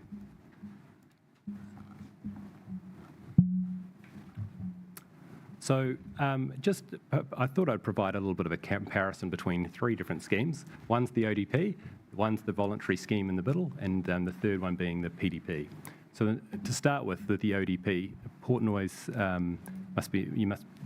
Port Napier is required to mitigate dwellings within the 65 contour. It must achieve 45 inside. It does not apply to new altered dwellings considered after 2003, and no dwellings are currently eligible. So that essentially the noise never increased as anticipated for reasons of investment on the port or other things, and so that never actually triggered that mitigation requirement.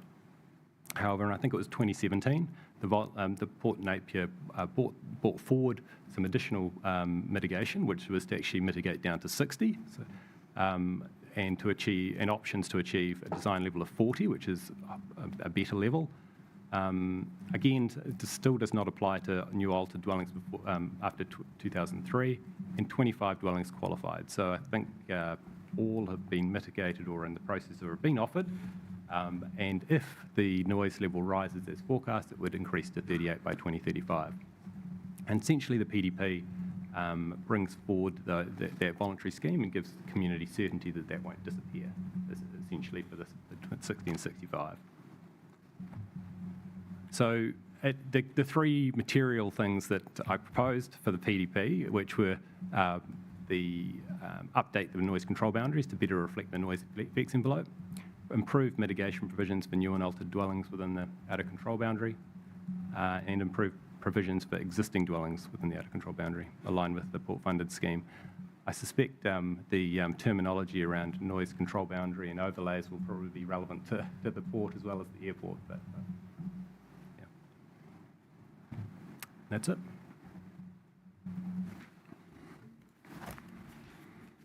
Okay, thank you. Any questions from the panel? Mr. Fitzgerald. Mr. Fitzgerald. Just one. We heard in Ms. Foley's submission that she had concerns around the budget not being enough, as limited in here.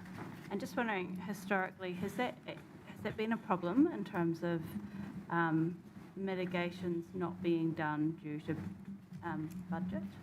Well, budget's not a matter that Yes, relevant sorry. to me, but I suppose the trigger there was that the requirement was never invoked, I suppose, because it doesn't apply until a house was exposed to a level above 65, and so they never have. So that was the constraint there, and the focus was on things like the reach stackers and the likes. That so they're a little bit quieter, and so we haven't reached there. That's the focus has been on the port.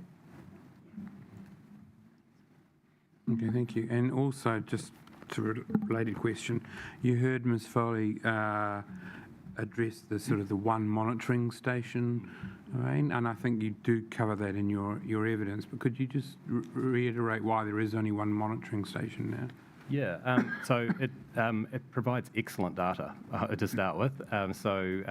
It's in a unique position. I don't have many monitors around that give me such good data, and the reason being is its position elevated, close to the port, and also just far enough away from the main road that it's actually dominated by port noise pretty much the whole time. So I get great signal to noise. So that's my point of reference for magnitude of the noise contours. So if that's brilliant data for that. The shape of the contour I can do with attended monitoring much better than I can with multiple monitors. Essentially, as you saw from those traces, you still get artifacts in the monitoring and the likes. And actually doing attended monitoring on a really good night, port controlled, I get much better data to understand shape. And that's what the other monitors would actually, that's the only purpose what they would serve, is to understand shape of noise contour after the magnitude. And they get great data from, and also there's nothing like being there to get to understand character and things as well. So I wouldn't substitute that, and it's actually quite expensive as well. There's a number of reasons why I don't see it as being useful. So in short, other monitoring stations wouldn't add to the knowledge around the management of noise? No. Okay. Thank you. Any questions? No? Well, thank you, Mr. Fitzgerald. All right, So Mr. now, Winchester. you'll hear from Ms. Strauss. So she is a written statement of evidence which was filed, and I believe she's going to provide a summary of that statement. Thank you. Hi everyone, my name is Hannah Strauss and I'm the Environmental and Sustainability Manager for Napier Port. I'll take my evidence as read, so I'll keep this relatively brief. As you know, Napier Port is an essential piece of regional infrastructure. It plays a vital role in the local and national economy, connecting Hawke's Bay and the Lower North Island to global trade. We operate 24/7 to ensure the uninterrupted flow of goods and services, not only in normal times, but as a lifeline utility, also during emergencies. The ability to continue our operations efficiently is critical, not just for the port, but for the region as a whole. We recognise that our operations, by their nature, generate noise and that this can affect nearby residential communities. That's why noise management has long been a priority for us. Our Port Noise Management Plan, continuous monitoring and voluntary mitigation program reflects our proactive and transparent approach. Over many years, we've made significant investments to reduce noise at its source. This includes improvements to port equipment, operational changes, and relocating noisier activities away from residential boundaries. We also work directly with affected residents through forums like the Noise Liaison Committee and community events or meetings. These ongoing conversations help us better understand local concerns and respond with appropriate action. To date, Napier Port has spent over $720,000 voluntarily on noise mitigation for dwellings within the 60 to 65 dBn LDN noise contour, even though this was not a requirement under the operative district plan.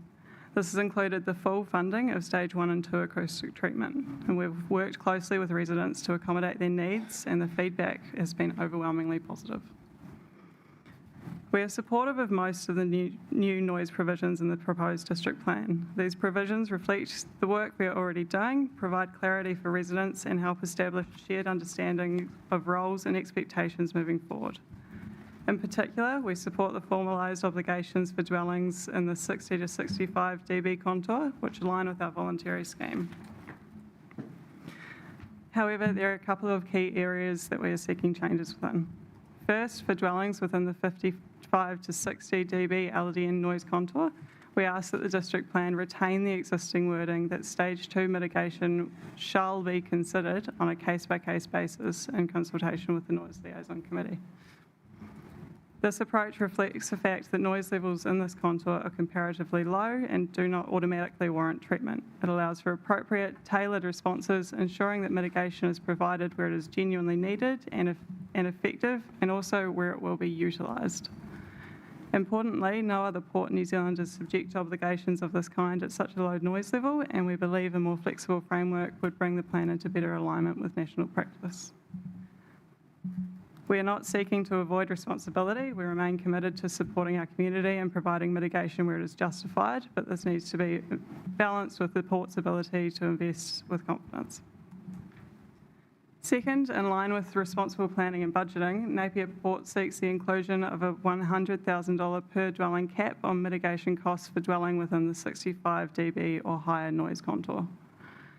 Currently, there are no dwellings within this higher contour, and for any to fall within it, the port's noise levels would have to increase quite significantly. In such a scenario, any affected homes would have already received mitigation under the 60 to 65 dB program. Introducing a cap provides certainty around budgeting and ensures the long-term sustainability of the mitigation program. It's an important safeguard to prevent the risk of open-ended liability if noise contours expand over time. Finally, while we support having a mechanism to resolve disputes around mitigation, we believe that this is better placed within the Port Noise Management Plan rather than the district plan. This will allow for it to evolve over time through collaborative updates with the Noise Liaison Committee rather than being locked into the district plan. Thank you. I'm happy to take any questions. Thank you. Any questions, Ms. Strauss? No. Just a couple from me, minor ones. The noise complaint procedure, which you addressed in your full statement, how aware are residents of the fact that they can ring the port rather than the council to complain about noise? Very. All right, okay.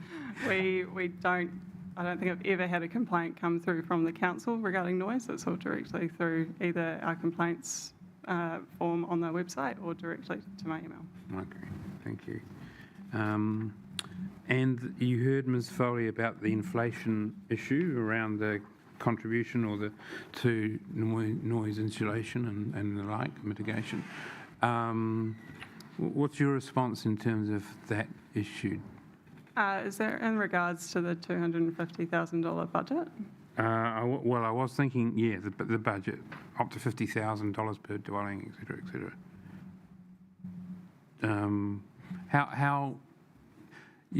how inflation adjusted are those costs over the longer term? Are they regularly reviewed, or they? I suppose what's coming out of this proposed district plan is that they would be adjusted for inflation, but a reminder that all the mitigation work that we've done to date has been of a voluntary nature and hasn't been done through district Through a requirement. Okay, thank you.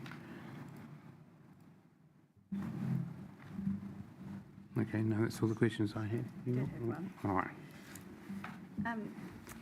In Appendix 5B, I think it is, the port noise mitigation requirements, it requires the port to make an offer in writing to owners of specific buildings, and I thought that,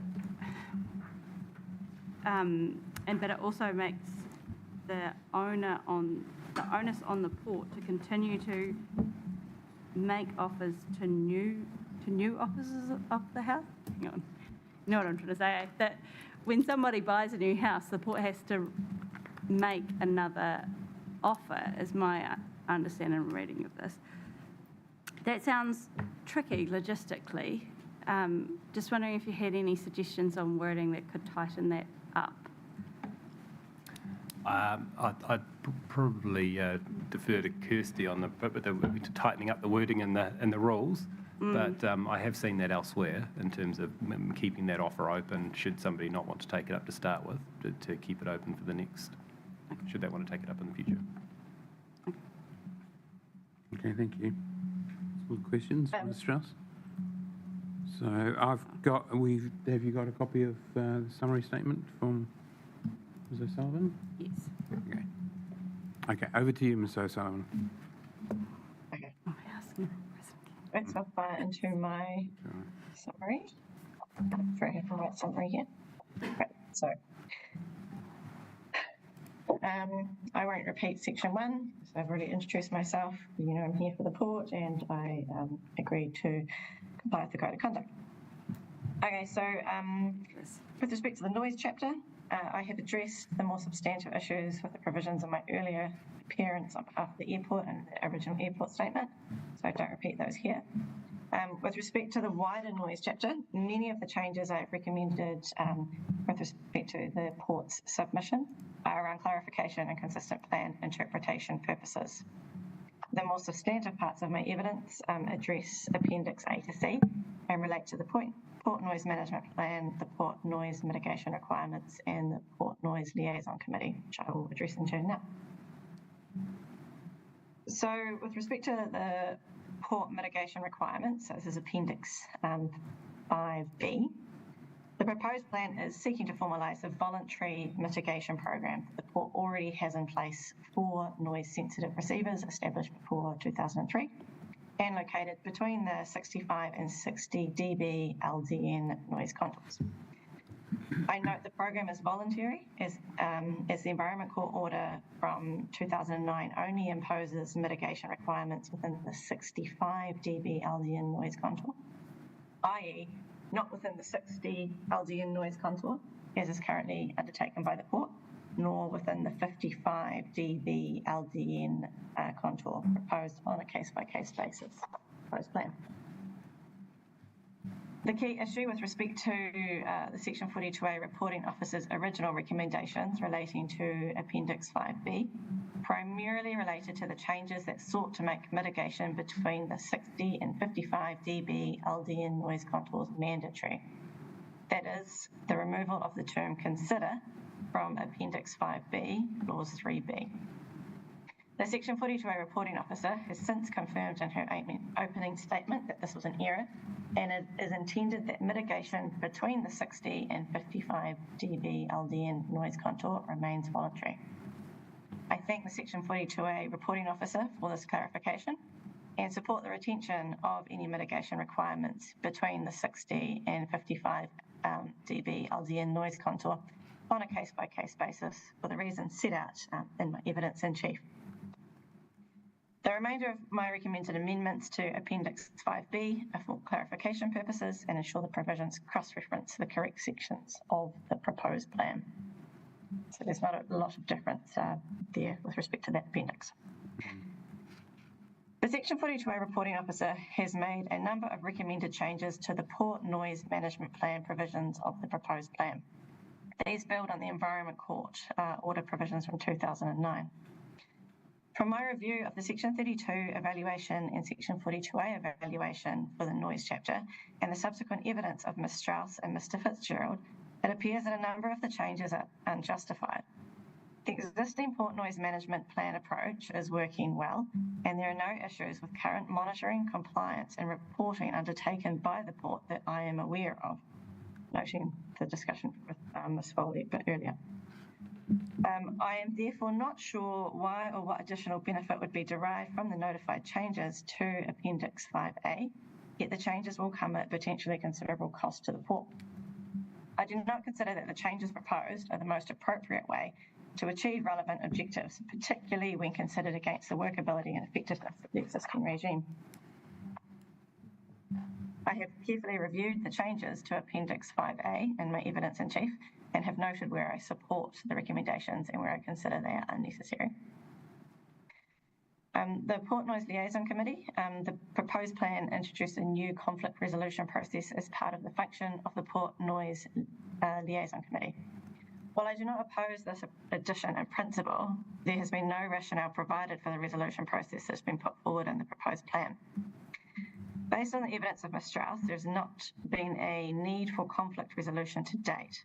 While the proposed plan will formalise the existing noise mitigation program, by the time the proposed plan is made operative, it is likely the Port will have already fulfilled its obligations with respect to the 60 dB LDN noise contour. The mitigation requirements within the 55 dB LDN noise contour will be addressed on a case-by-case basis. The detailed conflict resolution process therefore seems somewhat heavy-handed given the Port's proactive approach to noise mitigation. In my view, it would be more appropriate for the Port of Napier to shape the resolution process and integrate it into its noise management plan with the assistance of the Port Noise Liaison Committee. This approach will then allow the resolution process to scale up or down as needed in the context of the noise management issues arising. Such an approach would not preclude the Port from implementing a conflict resolution process in the future if the need arises, but would also avoid the need for a potentially costly process for more discrete or minor issues that could arise in the interim. So if I could just talk about that Port Noise Liaison Committee matter. I do think, particularly given the discussion earlier, I have suggested in my evidence that it would be useful to include provisions around conflict resolution. And I think just hearing the evidence of Ms Foley earlier today, that just reconfirms that what I have put forward in my mind and including that as part of the Port Noise Management Plan is an appropriate course of action. Okay, thank you. Any questions for Ms O'Sullivan? Yeah. So Sullivan, I've just got a couple of questions for you regarding the changes you recommended in your green font into Appendix 5A, the Port Noise Management Plan.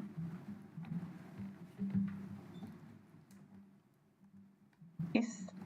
And my first couple of questions relate to Clause 2.H.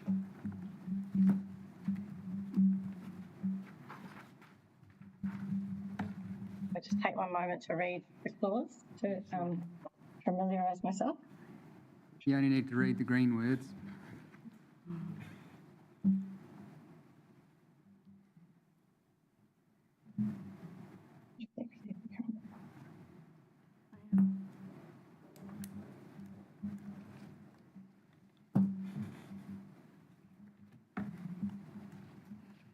Yes.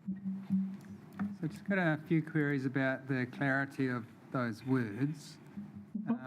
Starting with the words after construction. Construction of what?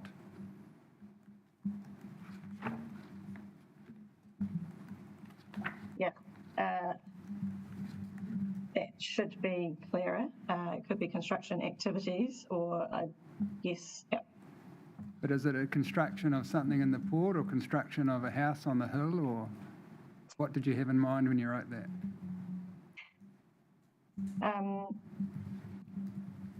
it is construction at the port. Okay. All right. Sorry. Yep, so that could be clarified. And then the next word, a significant variation in operating modes. So significant variation is quite a subjective term. How would a decision maker come to a conclusion on whether or not something's a significant variation?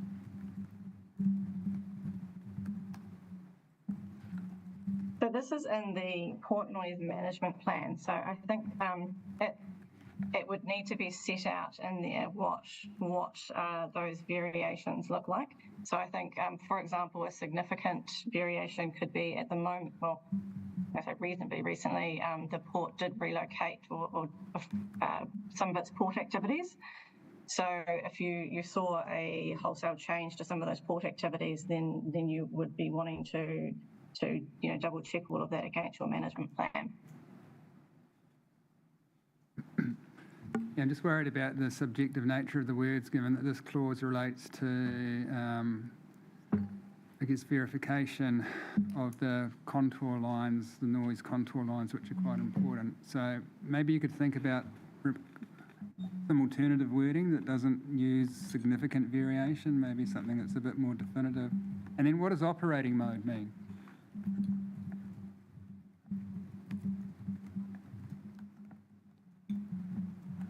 It's just, yeah, it could be, I could have another look at this entire clause. Operating mean would just be the operations, so the day-to-day operations. Yeah. Yeah. And then what does triggered by any corresponding consents mean?